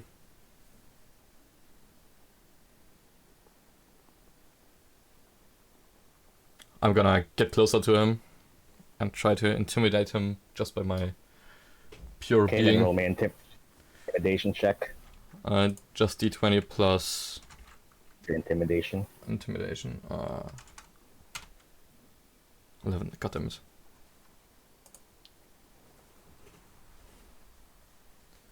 Seems not to work. That's an 11 in.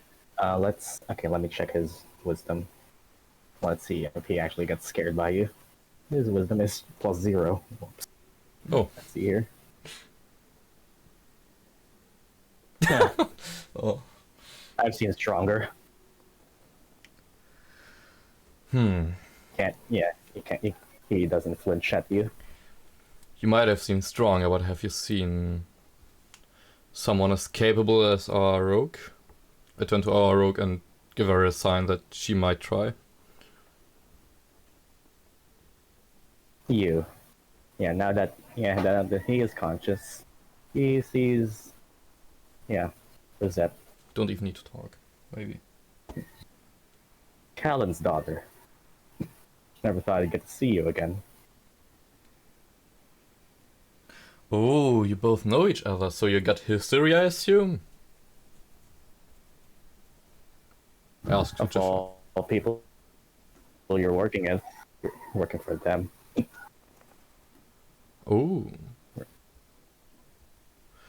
I see. There's a one-on-one right now. Oh, I'm sorry. I was eating. Sorry. What was that? Yeah. What did he say? What did he say? Callan's daughter. You're here, huh? Don't mention his name in front of me. Shut your mouth. Seems he's still alive. He's. Mane, I kind of feel like there's some tension going on right now. Yeah. Mind your own damn business. I'm just here for a job. Accepting a job against the very people who hired you all those years ago. I'm just here for money. Oh, got it? As it always is. Pay a rogue to kill an enemy, they do it. Pay them to kill their ally, they do it as well. I'm not like you. Don't compare me to you. We are more similar than you might think.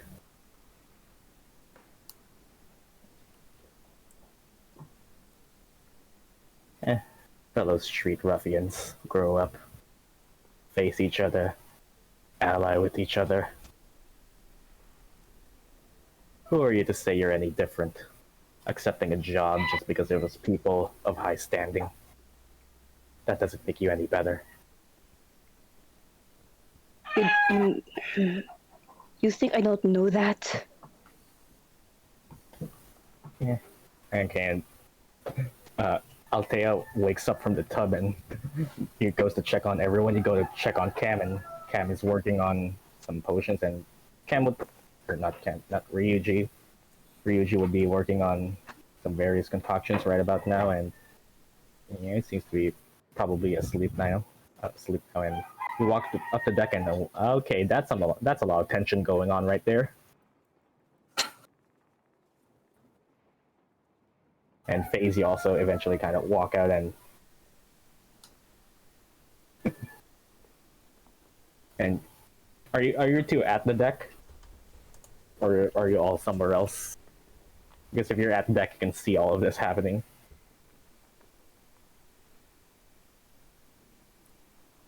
Were you referring to me as well? Sorry. Yeah. Does Ryuji just go to sleep? No. After finishing my potion, I would see if anyone would be willing to test it out for me. Willing to try it, and yes, you see that seems everyone is going, above deck again, like right at night. You see, seems to be a lot of social tension going on around here. Yeah, well, none of those would be candidates. None of those would be candidates. and you see Nim and FaZe just talking about the sky and the stars or something. Hello there. Anyone want to try out a potion of mine? And yeah, Nim FaZe just see Ryuji come up with a strange multicolored potion. Will I die? No, it's only positive effects, I promise you.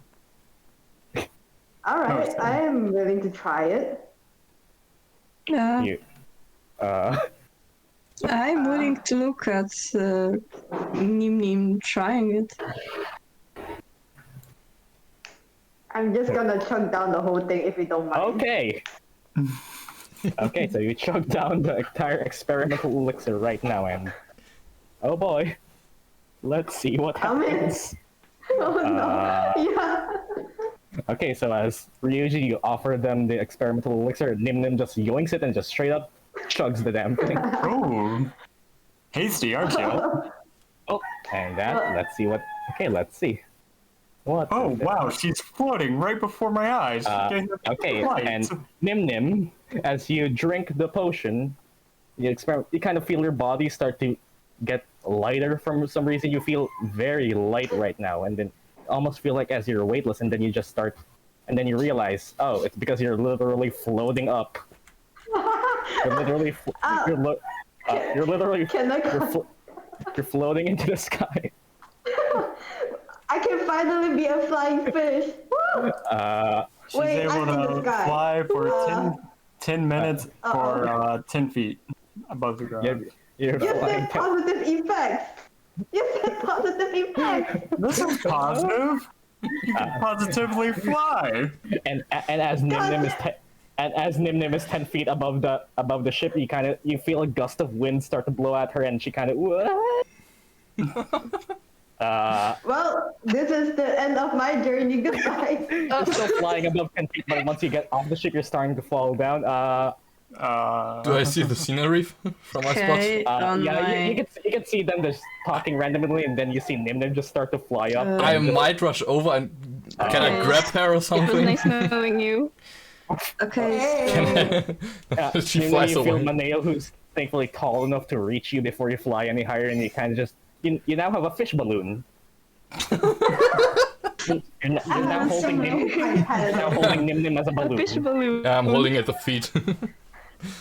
You're holding I her do as a not balloon. appreciate that I'm in the air. I'm supposed to swim in water, but hey, it's kind of fun. You should get sure you try can. it. I'm sure you can control it after a moment or two. Just give it some. It'll wear off after some time. I promise. Well, guess I'll be a balloon.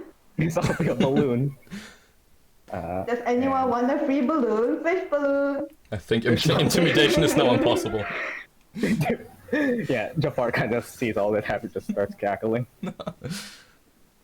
Hey yo, I stabbed you twice. I stab you. Oh yeah, that did happen. Wow. Oh yeah, I stabbed you twice. That did happen. Okay, and as everyone takes. Okay, so as everyone is healed to full, because that it would eventually be. Does everyone go to sleep, or does everyone pull an all-nighter?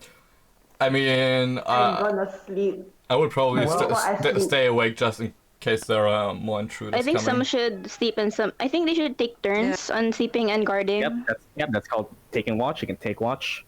Yeah. Yeah. First off, I bring the fish below the deck so it just can't fly away. It doesn't float. Maybe above the top, so... Before you bring me, sir, can I say goodnight to Elf Girl? Yeah, sure, I'm gonna carry the fish into the bedroom.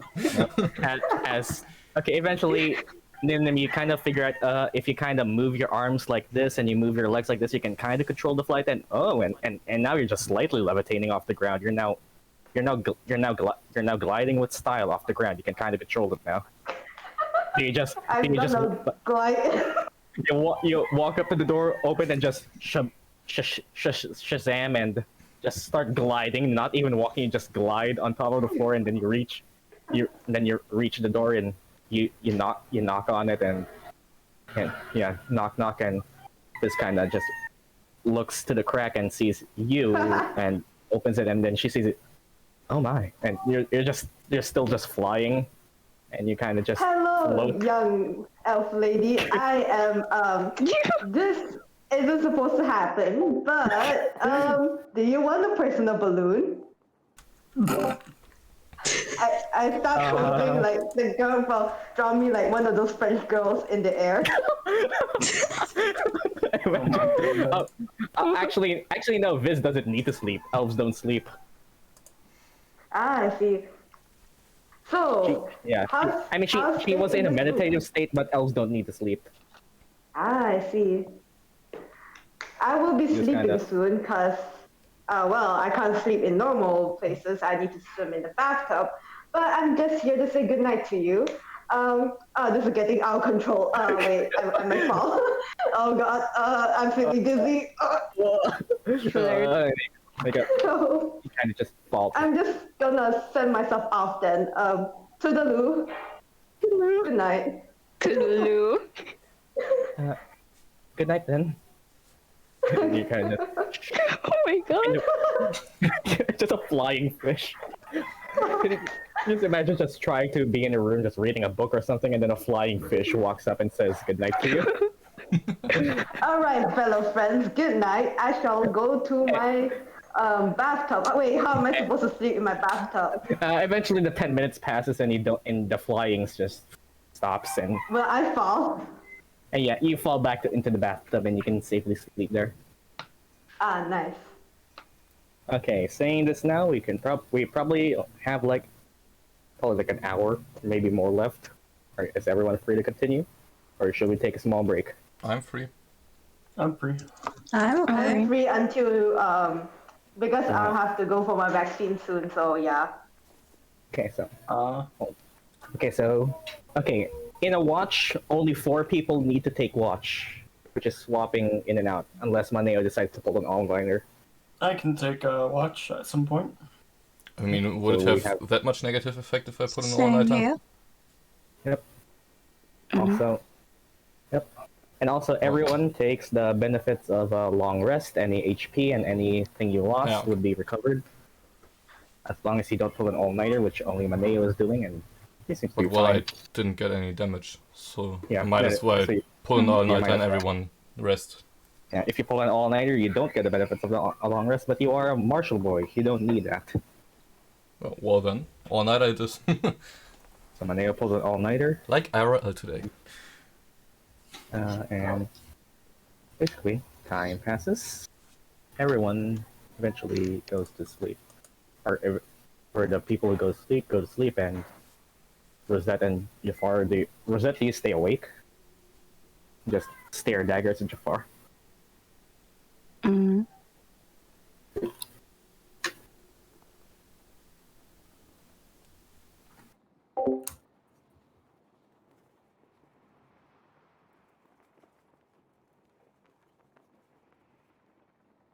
Actually, yeah. Actually, need to take like 5 minutes to do something, and okay, BRB. Okay. Okay, sure. And everyone just have fun, act out whatever you want to act out. Seems as people are exchanging, taking watch.